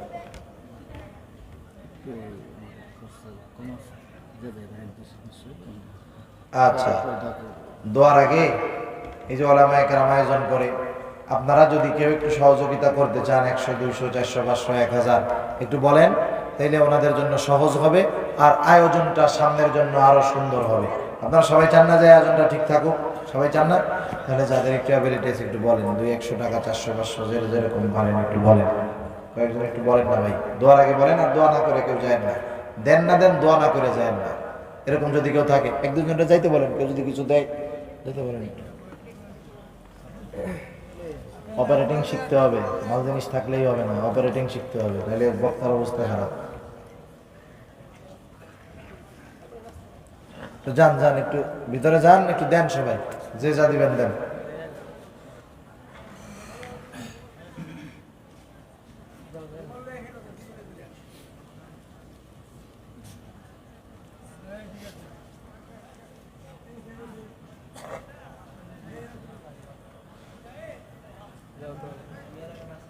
কেউ যায় না, দোয়া করা যান, সবাই বসেন, দোয়া করা যান। وعلى آل إبراهيم إنك حميد مجيد. الحمد لله رب العالمين والعاقبة للمتقين والصلاة والسلام على خير خلقه محمد وعلى آله وأصحابه أجمعين. ربنا ظلمنا أنفسنا وإن لم تغفر لنا وترحمنا لنكونن من الخاسرين. ربنا آتنا في الدنيا حسنة وفي الآخرة حسنة وقنا عذاب النار. ربنا لا تزغ قلوبنا بعد إذ هديتنا وهب لنا من لدنك رحمة إنك أنت الوهاب. আল্লাহ, আমাদের প্রত্যেককে আপনি সাবের মুমিন হওয়ার তৌফিক আপনি দান করেন আল্লাহ। আয় আল্লাহ, খাস করে আমরা যারা হাত উঁচু করেছি আমাদের বিগত জীবনের সমস্ত কবিরা সগীরা গুনাহগুলো আল্লাহ আপনি মাফ করে দেন। আয় আল্লাহ, আজকের এই মাহফিলকে আপনি কবুলের মঞ্জুর করে নেন। আয় আল্লাহ, উলামায়ে কেরাম উদ্যোগী হয়ে এই মাহফিলের আয়োজন করেন আল্লাহ। আয় আল্লাহ, এই মাহফিল যেন কিয়ামত পর্যন্ত জারি থাকে সেই জিম্মাদারি আপনি আপনার কুদরতি হাতে নিয়ে নেন। ইয়া রাব্বাল আলামিন, ইয়া আরহামার রাহিমিন। খাস করে যারা অর্থ দিয়ে, শ্রম দিয়ে, সময় দিয়ে, সৎ পরামর্শ দিয়ে উপস্থিত হয়ে বিভিন্নভাবে সহযোগিতা করেছে, আল্লাহ প্রত্যেকের ছোট বড় সকল প্রকার সাহায্য সহযোগিতা আপনি কবুলের মঞ্জুর করে নেন। ইয়া রাব্বাল আলামিন, যে যে আশায় সহযোগিতা করেছে প্রত্যেকের মনে অনেক চাওয়া অনেক আশা আল্লাহ আপনি কবুল করে নেন।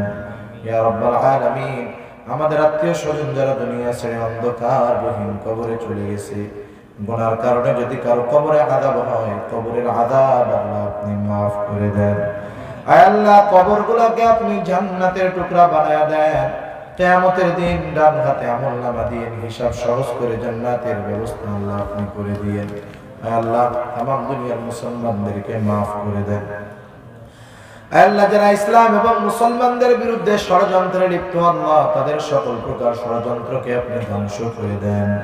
ইয়া রাব্বাল আলামিন, জালেমদেরকে হেদায়েত দেন। হেদায়েত যদি না থাকে তাদের ব্যাপারে আপনি আসমানি ফয়সালা গ্রহণ করেন।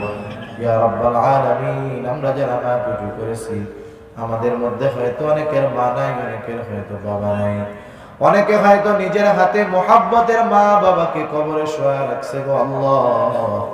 দুনিয়ার অপর প্রান্তে আমেরিকার খবর মুহূর্তের ভিতরে পাওয়া যায়, দেখাও যায়, তো এই 3 হাত মাটির নিচে মোহাব্বতের মা বাবার কবরের খবর জানাও যায় না, দেখাও যায় না।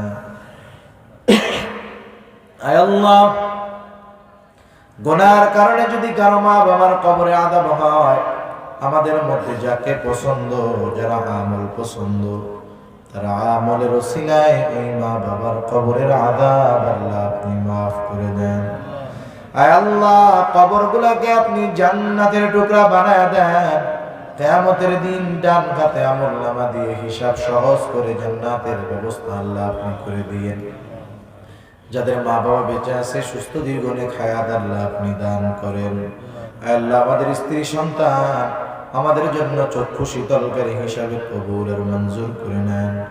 ইয়া রাব্বাল আলামিন, ইয়া আরহামার রাহিমিন। যারা অভাবে আছে অভাব দূর করে দেন, যারা ঋণগ্রস্ত আছে ঋণ পরিশোধ করার তৌফিক আল্লাহ আপনি দিয়ে দেন। হারাম হালাল বেঁচে চলার তৌফিক দেন, হালাল রুজি ওয়ান নেশানের তৌফিক আল্লাহ আপনি দিয়ে দেন। ইয়া রাব্বাল আলামিন, আমাদের প্রত্যেককে জীবনে কমপক্ষে একবার হলেও মক্কা মদিনা জিয়ারত করার তৌফিক দিয়েন। আল্লাহ, যারা একবার গেছে তাদের বারবার যাওয়ার তৌফিক আল্লাহ আপনি দিয়ে দেন। আল্লাহ, যে সমস্ত উলামায়ে কেরাম বিনা কারণে আল্লাহ কারাগারে আবদ্ধ আছে, তাদের মুক্তির ব্যবস্থা আল্লাহ আপনি করে দেন। ইয়া রাব্বাল আলামিন, ইয়া আরহামার রাহিমিন, আমাদের দেশের উপরে আপনার খাস রহমত নাজিল করেন আল্লাহ। আসমানি জমিনি সকল প্রকার বালা মুসিবত থেকে আল্লাহ আপনি হেফাজত করেন। ইয়া রাব্বাল আলামিন, আমাদেরকে সকল প্রকার কল্যাণ দেন, সকল প্রকার অকল্যাণ থেকে আপনি আমাদেরকে হেফাজত করেন। আল্লাহ, তামাম দুনিয়ার মুসলমানদের এক ও নেক হওয়ার তৌফিক আল্লাহ আপনি দিয়ে দেন। রব্বানা হাব লানা মিন আজওয়াজিনা ওয়া যুররিয়াতিনা কুররাতা আ'য়ুন ওয়াজআলনা লিল মুত্তাকিনা ইমামা। রব্বিরহামহুমা কামা রাব্বায়ানি সগীরা। রব্বিরহামহুমা কামা রাব্বায়ানি সগীরা। اللهم وفقنا لما تحبه وترضى من القول والعمل والفعل والنية والهاد، إنك على كل شيء قدير. وصلى الله تعالى على خير خلقه محمد وعلى آله وأصحابه أجمعين، آمين برحمتك يا أرحم الراحمين. سبحانك اللهم وبحمدك، أشهد أن لا إله إلا أنت